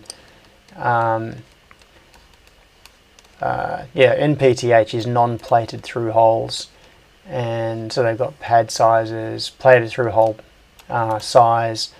These are all of the limits, essentially, of what they will do and in some cases with or without charging you extra.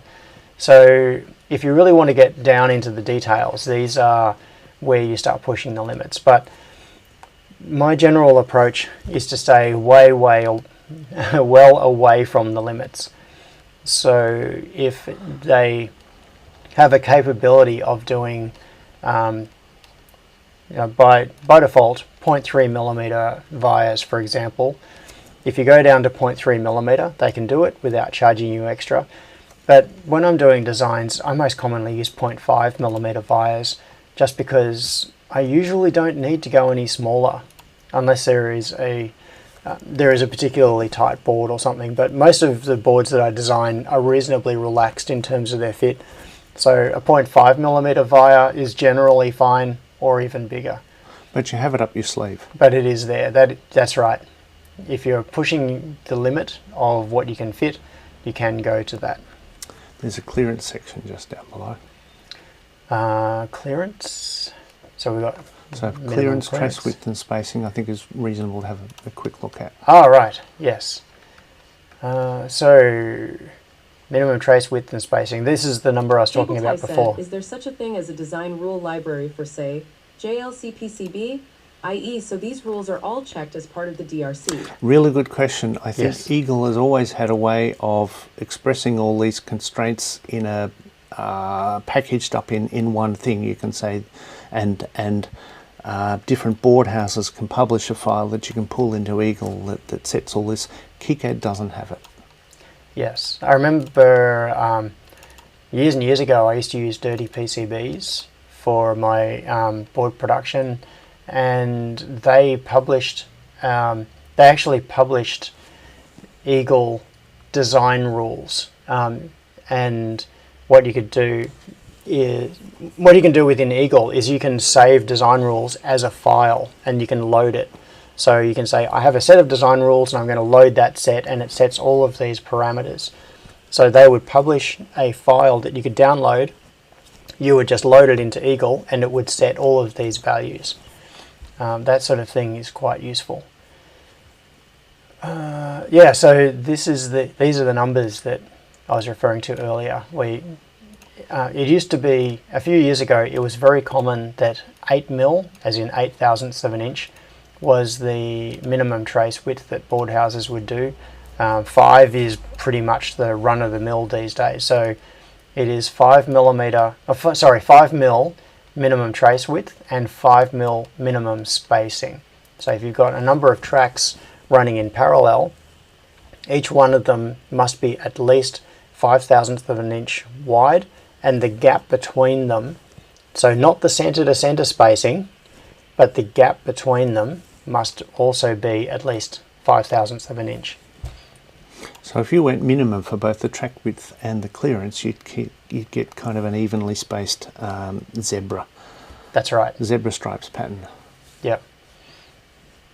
Oh, this reminds me, something that we didn't talk about in the layer stack up is the difference between outer and inner layers.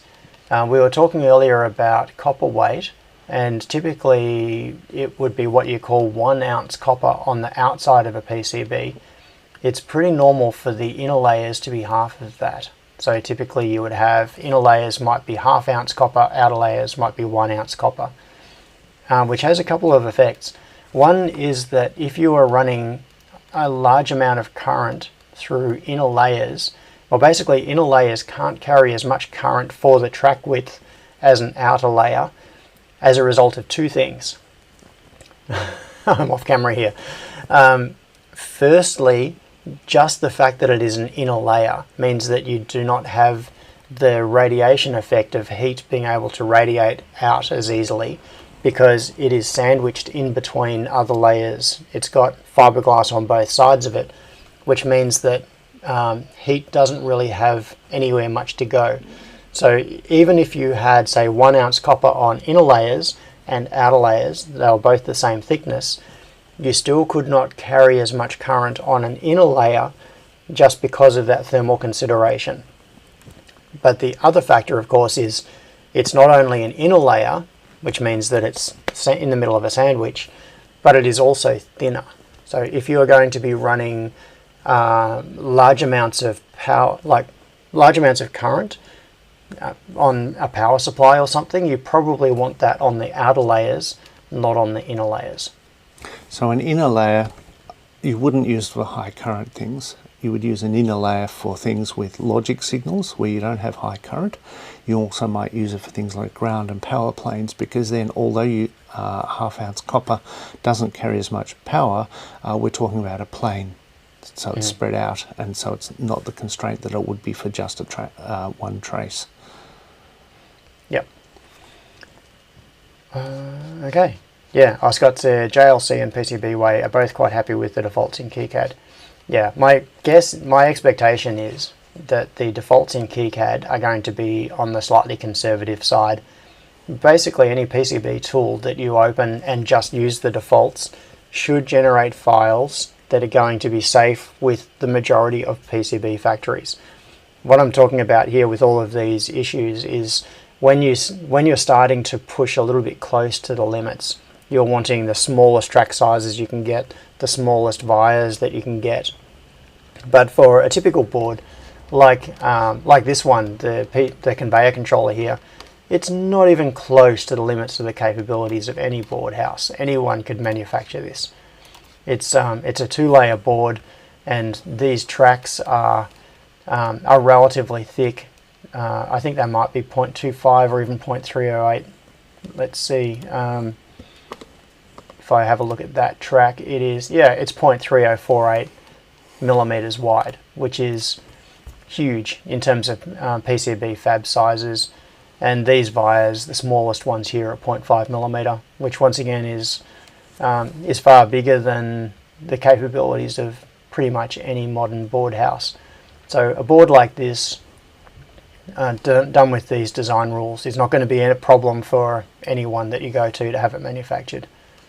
Hey John, Wagon Loads has asked a question which I can answer. So Wagon Load said, what about traces running close to the edge? Is there a chance the board house cutting the edge over the trace? Excellent question. So if you have a look at the capability pages, whether it's JLC or PCB way, one of the things that they say there is how close you can run tracks to the edge of the board, and that's because there's a certain amount of tolerance in might be under board outlines. There's a certain amount of tolerance when they're cutting the boards, and so they'll say don't put the tracks closer to the board than this amount. The other thing to consider is these boards are generally routed out, but if you're making a panel that is V-cut, then if you imagine a circuit board here greatly zoomed in, then the V-cut is going to make a V-shaped cut either side of it so that you can snap the circuit board there. That's also going to take extra room there. So in general, no, they're not going to cut through the copper on the edge as long as you honour their requirement there. Yes. So here we've got JLC's example of exactly what Mitch was talking about. Trace to the outline when the board is routed is 0.3 millimeters. Trace to the edge when it's got a V-cut is 0.4 millimeters. So very small once again. And what I was just bringing up here on this particular conveyor design, the closest thing I've got here is there is this 5-volt trace up here which runs kind of near the board edge, but even so that is still quite a large clearance. Oh, there's actually a trace on the bottom layer there. You can see the CAN Scott H1. Miller said so. Odd question here. Actual PCB work next week? Yeah, maybe. John, I'm imagining a Superhouse episode. The other reason why you might want to alter these to differ from what a board house does is because you want to do home etch. Ah, true. And for example, to be able to do 10 mil at home is doable. So we could do an episode where we demonstrate home etch from one end to the other.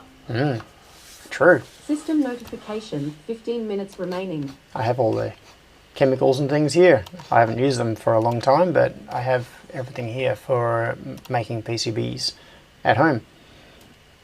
So we looked at this the functionality in Fusion 360 there for specifying your board stack up and minimum drills and clearances and that kind of stuff. Let's look at the equivalent of that in KiCAD. Yes. Okay. So under File, I think it is, there is Board Setup. Okay, board setup. So we've got board editor layers, and this is all of the layers, including user-defined layers, and you can see that there are comments and drawings and things that aren't necessarily going to go into the production files, but might be useful for us when we're editing the board to be able to see this extra information. So physical stack up, like this looks like it's the equivalent of that dialog we were just looking at in Fusion. It doesn't have the visual representation, but apart from that, it is showing pretty much the same information. You can see the we've got a number of presets here for copper layers, up to 32, and on a 2-layer board, let's just go. Yeah, let's have a look. Let's go to a 4-layer board. You can see that we've got top silk screen, solder paste, solder mask, copper, then we've got dielectric, internal, etc. And then the reverse back out the other side because it's kind of vertically symmetrical. And we've got the thickness of each of the layers defined here. You can specify colors. I'm not sure what this is used for, but we'll get to this in the at some point, I'm sure. Oh, in the rendering, okay. Cool. So not specified, I guess, means it just uses whatever the default is. And material, so silkscreen, liquid photo, direct printing. So it supports a couple of different technologies there. Let's not get into the specifics of that right now. Scott Okay. Miller said, Step 1. Turn OFFF fab and BFab to avoid annoyance during design work. Okay. Yeah, I agree. Yeah, it's an annoying layer. Okay, so that was in board editor layers. Turn off FFab and BFab. So FFab is front fab and BFab is back fab. So we've got front and back of the board. A couple of different ways of looking at it. You can call the top layer layer 1. You can call it the front of the board. You can call it the top of the board. It's all the same thing. So top layer and bottom layer, or front and back, or whatever the numbers happen to be. Oh, Johnny says, making PCBs at home, I may have a viral video showing exactly that, greater than 7 million views. Oh, Yes. I was just going to ask Johnny for you to put that link in. Cool. So that link is now in the chat. Okay, so I've just turned off FFab and BFab. Physical stack up. Let's go back to 2. Let's go back to 2 layers. There's no option for 1 layer, sorry. So if we wanted to design a single layer board, for example, if we were doing home fabrication and doing it only on one side of the board, you could do this, but you just have to ignore and not route any traces on one of the layers. To place a wire to switch to the other layer in KiCAD, you press the V key. So to do a single layer board, you take the V key off your keyboard. You just pry it off. Yes. Get a screwdriver and pop it off. Yeah, okay, board finish. Yeah. So some of these is for the rendering. Some of these is there are formats newer than the Gerber format that has this manufacturing information into it. Oh, interesting. That this manufacturing information can be sent to the manufacturer in band, if you like, rather than on their website. Yes, or as an extra text file alongside it that you hope that they're going to read and may not. There's a new file, a new format, I think it's called IPC 2581, that has all this manufacturing information in it. KiCAD 8 now supports this, and KiCAD 9 is going to be even betterer. Yep, great. So there is a whole lot of stuff here that I've just been clicking through, most of which I think we're going to ignore for now because it's getting down into the I'd weeds. look at predefined sizes. But there are some that will matter. So predefined sizes. Okay, tracks. Let's add a predefined size for a track, and it's defaulted to 0 millimeters. Let's make it 0.254 millimeters. So 0.1 of an inch. If you wanted to change the unit there, you could close this dialog and then change it on the left-hand side where it says in mil and mm. Oh, okay. So I'm going to, whoops, I just hit escape twice. Back to settings and... Just on the left-hand side there. On the left? Yeah. Oh. So close this dialog. Not on there. Yeah. Yep. Oh, on there. I see. Yeah. That's where it's picking up its cue for the... It's inheriting from here. Nice. Yeah. I'd select for boards for people who haven't done it before and are going to be applying excessive amounts of heat to a circuit board to do 1mm tracks. Okay. Cool. All right. That is a very good point. So if I now go, where am I going to get back into this? So boards stack up. I've got to figure out where this was. Maybe it's not in here. Correct. Where did we do that? This is the settings about KiCAD, but this is more related to the project. I know everybody is frustrated. John's frustrated. I'm just trying to make myself do it rather than instantly ask for the answer so that I start to learn some of these things. All right, so predefined sizes, we're going to add a predefined size. Let's make it 1mm as a track width, which seems enormous given the track sizes that most of us would typically work with. But as Mitch pointed out, this is a little bit of a special case. What we're doing here is making a PCB that may be assembled by people who have never soldered before. This could be the first board they ever solder together. So we want to make everything relaxed and oversized and able to withstand excessive heat and a bit of abuse. So let's make the default track width 1mm. Let's add one for 2mm so that our power... Yes. So we have a couple of different sizes here. They don't have labels or anything associated with them. Not yet. So yes, we're going to figure that out. Now vias. Now most of the time on this board, I don't think we're actually going to even have any vias. But let's just make it 0.5mm diameter as a default via size, just because it's a comfortable size to have. Hang about. I'm not sure which way around. One of them is the annulus size, one of them is the hole size. Right, so maybe what we should, this will be the annular size. So we could make that, say, 0.8 and make the hole. For the folks at home, you have a hole through it, and then at the top there you've got an area of copper, which is called the annulus. Yes. It's kind of like the donut on top. Yes, exactly. And if that annular size is the same as the hole, then essentially you don't have anything to solder onto, because you will have a plated hole through the board, but then you won't have the little ring around it. We need to make this ring bigger. In fact, we could make that, say, 1mm, and what that would do is give you 0.25 of a millimeter on each side of the hole, or a 0.25mm thickness ring that runs around it. Now, differential pairs we don't really care about in this project. So that would be if you were doing things like routing USB connections or Ethernet connections, or something that cares about differential pairs and length matching and all of that sort of thing. Okay, so we have predefined sizes. Let's have a look at net classes for a moment. Okay, net classes is here. So this has carried over from the classes that we added in the schematic. And we have net class assignments here. We've got these names, which is what we called the net in the schematic, matching up to these net classes, which is what we've defined up here. So in this particular case, we've got clearance, track width, via size, etc., and they are all the same by default. So System notification. 5 minutes remaining. Yes, that's a bit of a joke.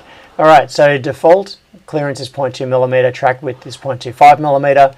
This is way too small. Now, my next question is, how does this relate to the track widths that we just defined a moment ago in predefined sizes? When you're laying out tracks, you can do it by net class or you can do it by predefined sizes. Okay, so the predefined size is not assigned to the net class, it's an extra That's right. size? Okay, hang on, I need to cough again.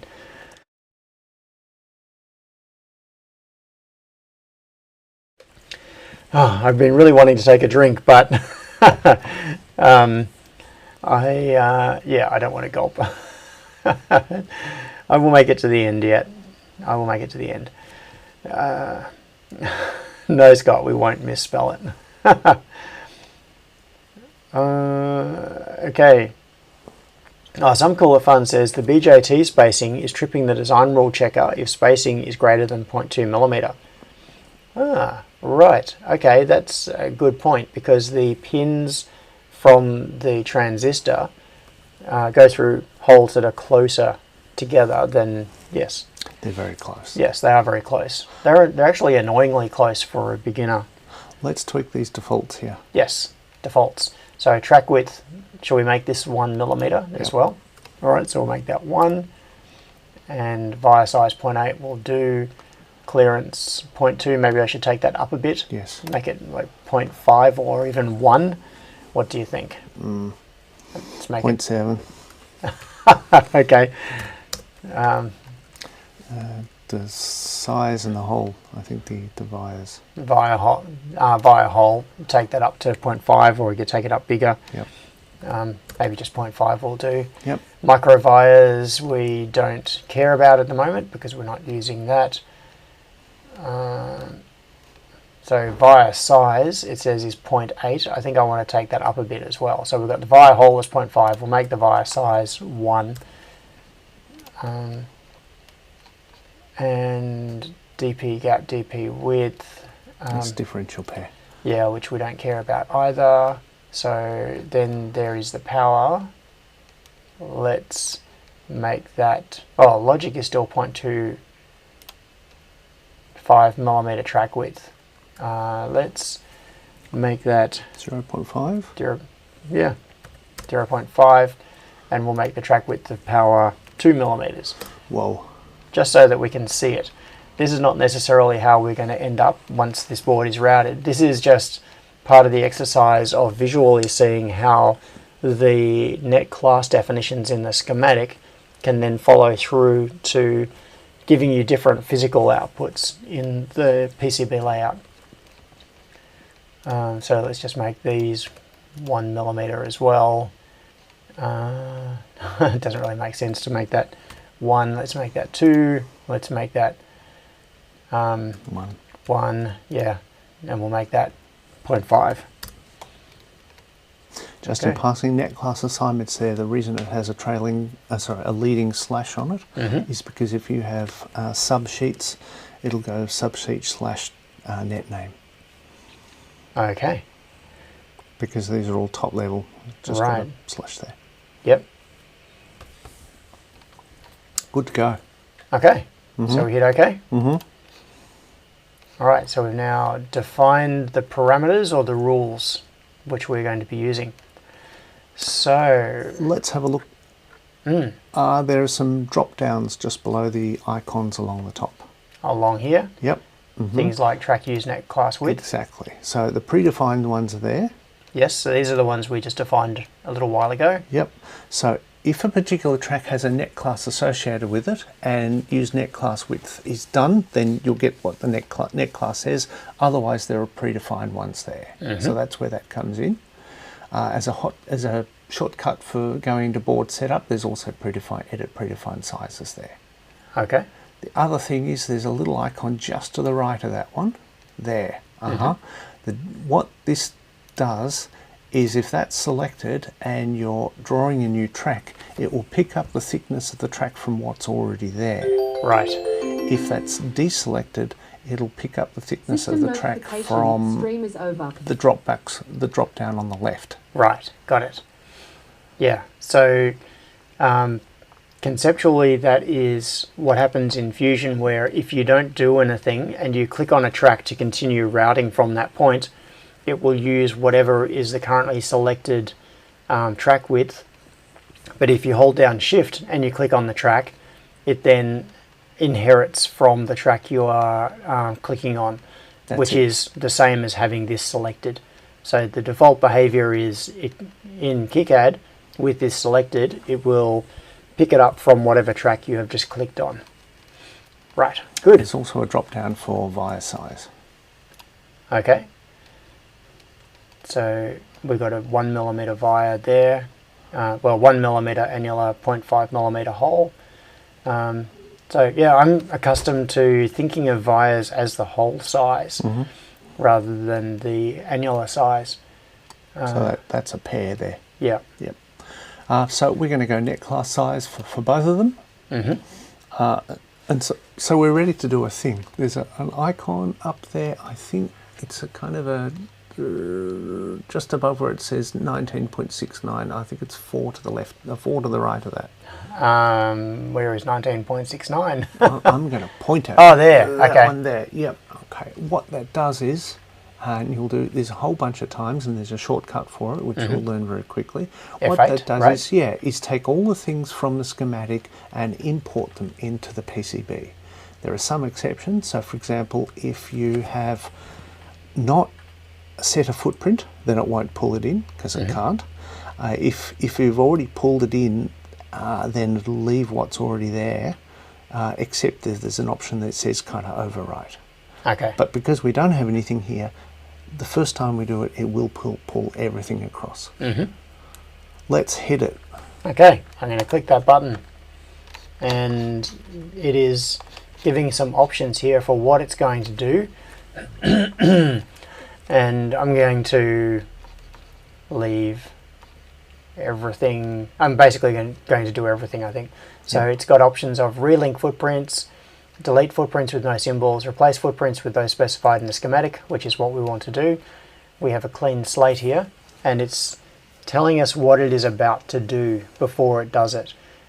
Total warning 0, error 0, which is good. And we are going to update That's it. PCB. It's telling you what's going to happen before it does it. Yep. And those 3 options at the top are special cases that you might turn on and off at various places. Yeah. Okay. So Hit it. Update Yep.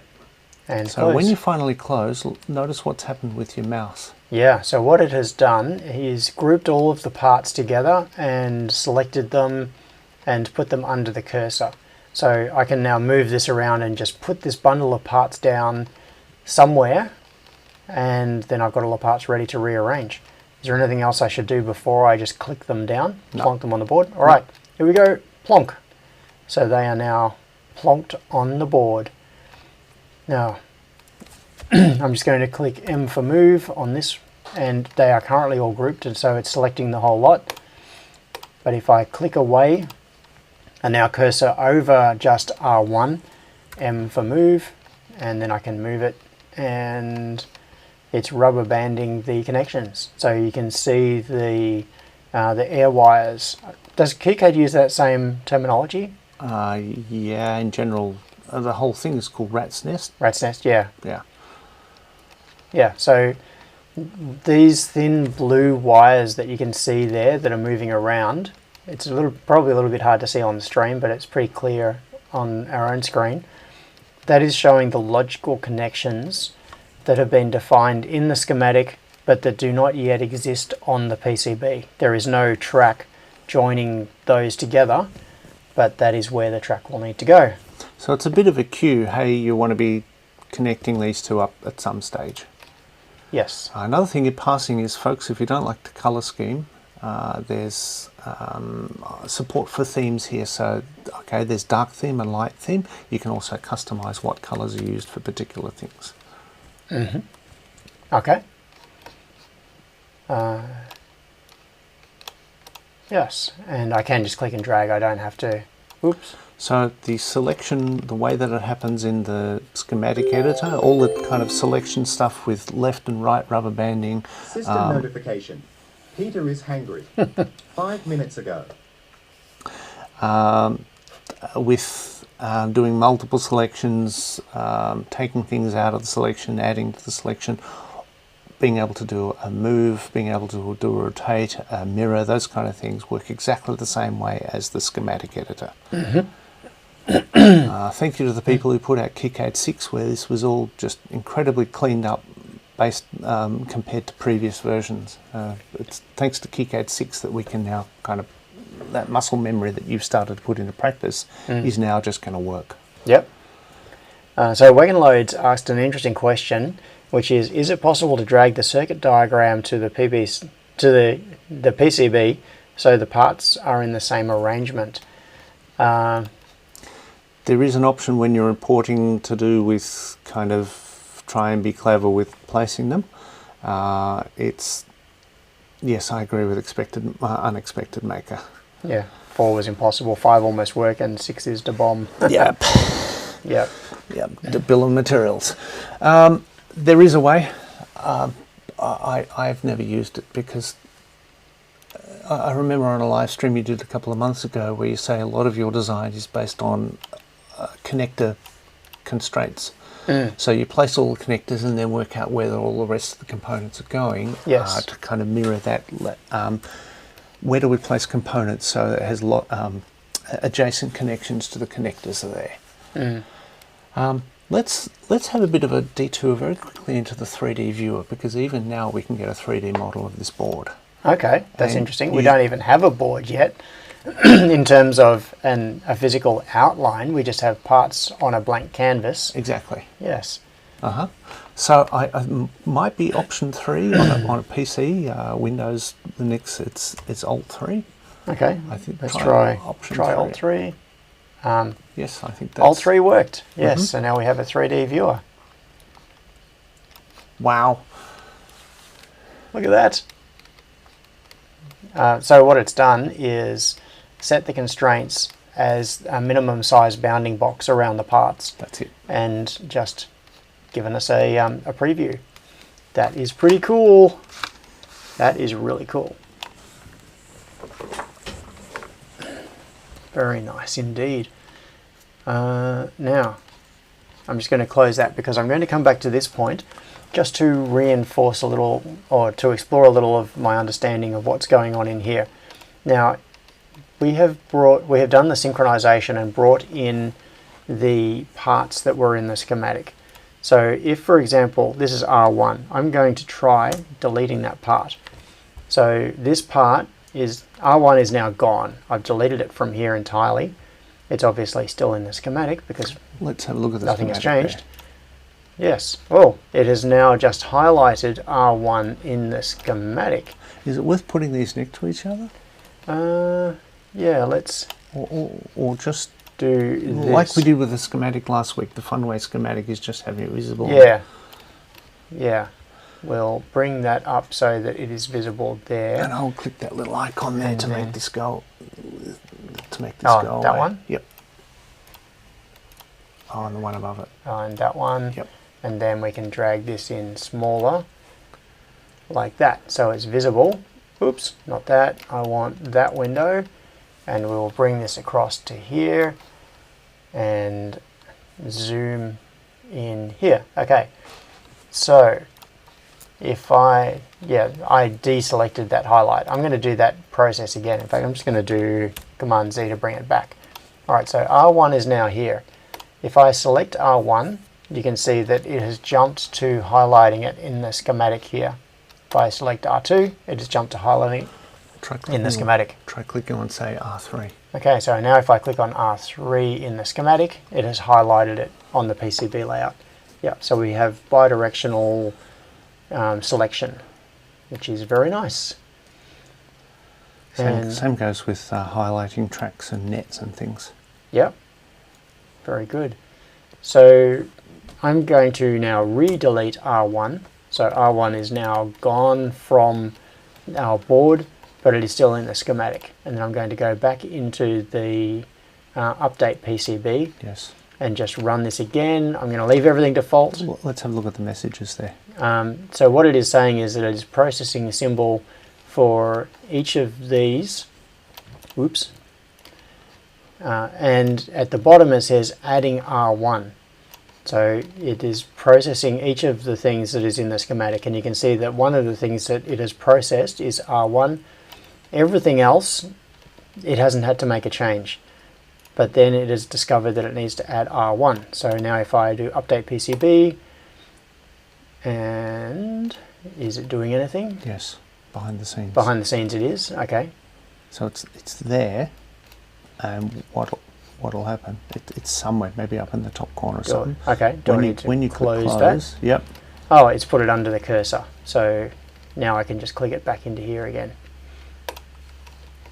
Okay. So now we are back synchronized. Typically that dialog that comes up, which has got the F8 hotkey, you'll do it a lot. You can also press F8 if you're in the schematic editor and it will take you to the PCB. Okay. Typically what you'll do is you'll press that, the processing messages you'll tune out and learn to ignore very quickly, and you'll look at the what's just on the end of that list to see what it's actually going to do. Right. So any mule's asked, does it have an auto arrange feature to give a basic layout with nothing overlapping? Well, when it was brought in initially, there was nothing overlapping, but it did not have a, the layout was not optimized in any way. It was just the resistors, as you can see here, stacked, and these other parts here. It was just grouped together with nothing overlapping, but not arranged logically. John, there might be an option when we're importing to make it more look like the schematic. I think the order here comes from trying to minimize the amount of board space without concern about how they're logically connected. It might also be that they're grouped by component type, I'm not sure. If we delete all of these... delete all the parts? Yeah. I'm just trying to work something out here. Does F8 help? If I press F8, it brings up the same dialog. Okay. There is another option, so let's bring all of those in. Update PCB. Great. Now let's place those. They still should be connected. Yep. Let's right click on those and see if there's any useful objects in there. Positioning tools?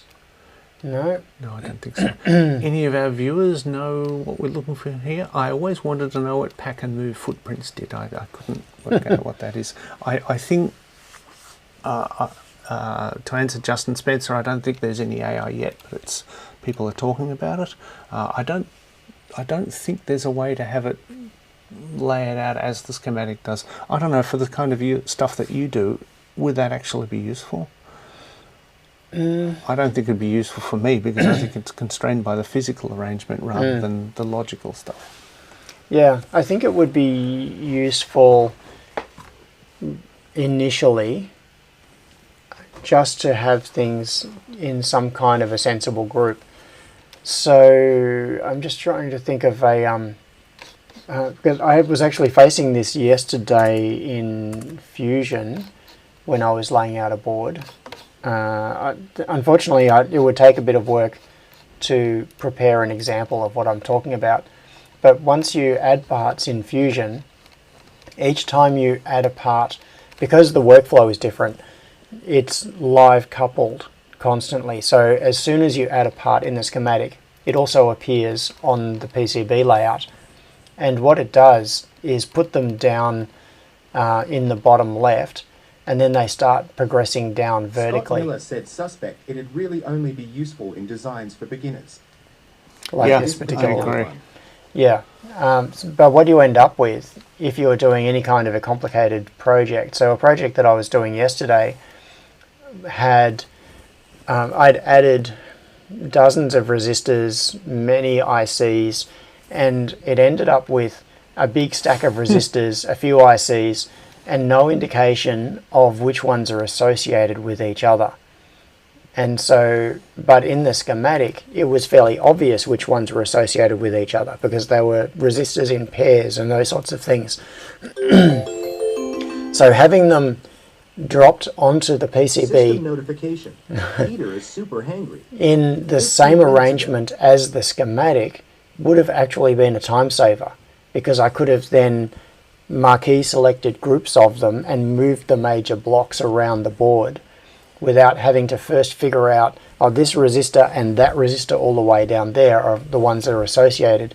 I had to go through a manual process of pre-grouping the parts before I could start moving the major blocks. So it could be useful. If you dropped it onto the board, it maybe then be difficult to see, especially if you've already got your components reasonably tightly packed. Yes. Anyway. We digress. Yes, we digress. I want to put some edges on this because it'll show a couple of other things. So on the right hand side there. Just 1 second. Yes, I really do need a drink.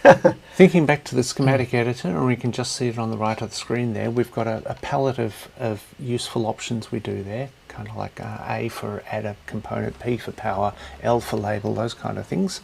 Similar kind of thing on the right hand side of KiCAD there. So we've got things for selection, things for adding vias, things for adding zones, and some graphic elements. So we're going to come back to those graphic elements soon.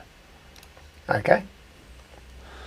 I think what we should do is maybe just put an outline on the board and then end the stream. Yep. That's probably enough for today. Yep. So going right to that, we've got our board. They're not physical layers, they're more kind of logical things, like there's a silkscreen layer, there's a copper layer, there's edge cuts layer. So the blue arrow there indicates which is currently selected, and if you press V and you're not drawing a track, so try it now. Okay, V. Oh, it's gone to bottom copper. I think this is still set to a 4-layer board, or because we had it as 4-layer, we've set it back to 2. It doesn't want to delete the middle 2 because we may lose just work. in case. That's right. So if I go to, I've got to find where it was, file board setup, and back into physical stack up. Oh, it is still on. Said don't use draw a rectangle for the board outline. Don't. Yes, I agree. Okay, items have been found on removed layers. Yes, there's nothing actually there, so I'm just going to hit yes. So we're now back to 2 layers, front copper and back copper. Yep. Okay. So toggling V. So each time I press V, it switches between the layers. So that's something you'll find yourself doing a lot. Yep. Stream Deck key coming up soon. Yep. The other thing is that you can click on other layers, and so in terms of an outline, the one that you want is called Edge Cuts. It's a grey colour there. Edge Cuts. I can't see it. You nearly had it. It's a grey colour. It's above the pink ones. Oh, there's user drawings. It's above the pink ones. Can you see the pink ones? Oh, down here. Edge Cuts. Warmer. Warmer, yes. All right, okay. There are also some graphic little tools just to the left of that. As I think it was Scott said, don't use the rectangle to do this. Yep. We're going to use the line tool. This one here. So just click to the top left of these. Okay, now just before I do this grid, which is very hard to see, this would be on my, let's see, is it a 1mm grid? Where is the grid setting? What is this setting here? Is that the grid? Or is that? I'm not sure that's copper. I don't know. Okay. Let's find out. There is some quantization that'll happen. I just don't know if it'll happen at this stage. Yeah. Okay. Well, I don't actually know what scale I'm working at now, but I'm just going to click here and draw some lines. Yep. So single click. Click and down to here. This is where having the full cursor is beneficial. Yep. You can either double click on the end there, yep, and see there was a circle that came up. Oh yeah, so if I'm there, it becomes a circle. Yep. Circle means I'm latching onto something that's already there, and it might be something that's there that's not on the grid, but that you want to connect to it anyway. For snap settings. Right. Sorry, I missed that. So to close that there, so single, you can either double click or you can go single click and then right click and cancel. Okay, so single click and then right click and cancel. Okay. And then I've just hit escape to have deselected that line. Yep.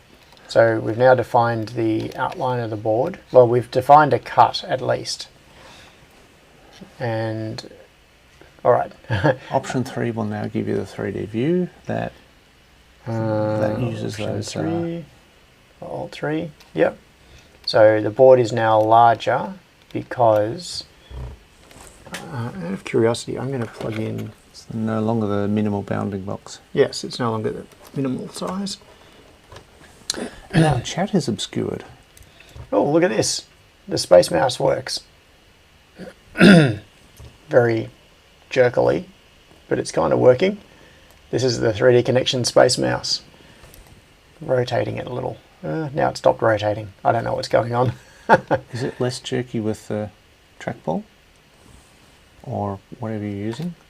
Yeah, oh there, it's perfectly smooth. Okay. So it's something related. It's not a rendering problem. It's rendering that perfectly fast. The performance of the 3D viewer is such, there's an option that says update the 3D view in real time as you make changes to the PCB. So Yep. if you've got a big enough monitor, 2 monitors, that kind of stuff, I usually have the 3D view off to the side. So permanently open. You can have it so that 3D view doesn't update until you move the cursor over the 3D view, or you can have it so it happens live. Yeah, I think having it live would be very useful. Actually, I've just discovered why this is being slow. You see, as I'm moving this with the trackball / mouse, it is only updating this. But look at the schematic back over here, which is not in focus. I'm going to use the trackball. Unexpected Maker said there are known issues with Space Mouse on Mac OS, being addressed in 8X or 9, I think. Yeah, cool. Thanks, Dion. So as I'm rotating this using, see the schematic is also moving. I think what's happening is that it's passing mouse movements through to the other windows of the program. So it's trying to update multiple things at the same time instead of just recompute. Yes. So before we sort, so if you clicked on one thing on the schematic editor or the board editor, it would highlight in the other one. The same goes here. Try in the schematic editor, deselecting stuff, and then go back to the 3D view. Try pressing space when you're over it. No? It doesn't seem to be doing it. No. Interesting. I think it does do it for the board, for the PCB editor though. As an experiment, I just did Command 0 and it centered and squared up the display, same as it does for the schematic. In the icons along the top, this is something that looks like a door. You just about ran it there, a little bit to the right. A little bit to the right. Oh, that one there. Yep, Yep. That'll just take you to the other side of the F board. for flip. Yep. It doesn't. It's not F for flip, but it should be. Oh, it said it was on the tooltip. Really? F. Yeah. Oh well. Yeah. Okay. So, folks, we got a board. There's no tracks, but there is a board today. Yes. Okay, so I think there were some comments earlier that I missed. Sion said, oh yes, that is the grid. So this is referring to, if I come back to this one here, this is the grid size. It's currently set to 0.5 millimeters, and he said, change that to set the grid spacing for snap settings. Yeah, okay. So if you wanted, say, a 1 millimeter grid, we would bring it out to this. It was on a 0.5 millimeter grid before. Is the crosshair snapping to the holes now? Yeah. Yes, it is. So the snap, you can see that the crosshair, even though the cursor moves smoothly, if I zoom right in, you can see the cursor is moving and the crosshair is jumping to the nearest grid location. I'll mention in passing that that drop down there gives you both imperial and metric. So I think it gives you imperial first and then metric. Let's scroll up and down. No? No. Well, it gives it to you in brackets, but Right. perhaps because they're my grid defined. by default is So the bottom set to ones are millimeter. defined in terms of millimeters. I bet if I change to mils, Yeah, then it has changed to have mils as the first and then millimeters as the second. So it swapped them in terms It's of swapped. the definitions there. Yes. The top ones there make sense in terms of millimeters, Mm. and sorry, the top ones make sense in terms of mils, and the bottom ones make sense in terms of millimeters. That's right. So these are rounded to mils, and these ones are rounded to millimeters. Yeah. The other thing is that they're all relative to a particular origin, which you can set if you need grid alignment. Okay. Sometimes it's possible to do, like for example, if you wanted components every 2 centimeters, set the grid to something to say 2 centimeters, lay out your parts, and then send it back to 1 millimeter or whatever you do. So you can Yes. use the grid for parts layout for like an LED array or something. Yes, I do that very commonly. It's particularly useful when, because I primarily work in metric units, all of my board dimensions are in millimeters. I normally work on a metric grid, but sometimes you want to lay out, say, pin headers that might be on a 0.1 inch spacing, or items that are on some other grid. So I'll set my grid size to 2.54 millimeters, and then, or some multiple of it, and then snap things onto that grid. So that can be very helpful for rearranging things. Okay, so I think we should probably stop, because we could keep going here. We're now at 2.5 hours. We could keep going for the rest of the day, but my voice is not going to hold out. As Scott pointed out, the boards look even better exported to FreeCAD. Right, okay, yeah, well, that's for a future topic, is taking these taking the board and moving it into some kind of a 3D CAD package, whatever that might happen to be.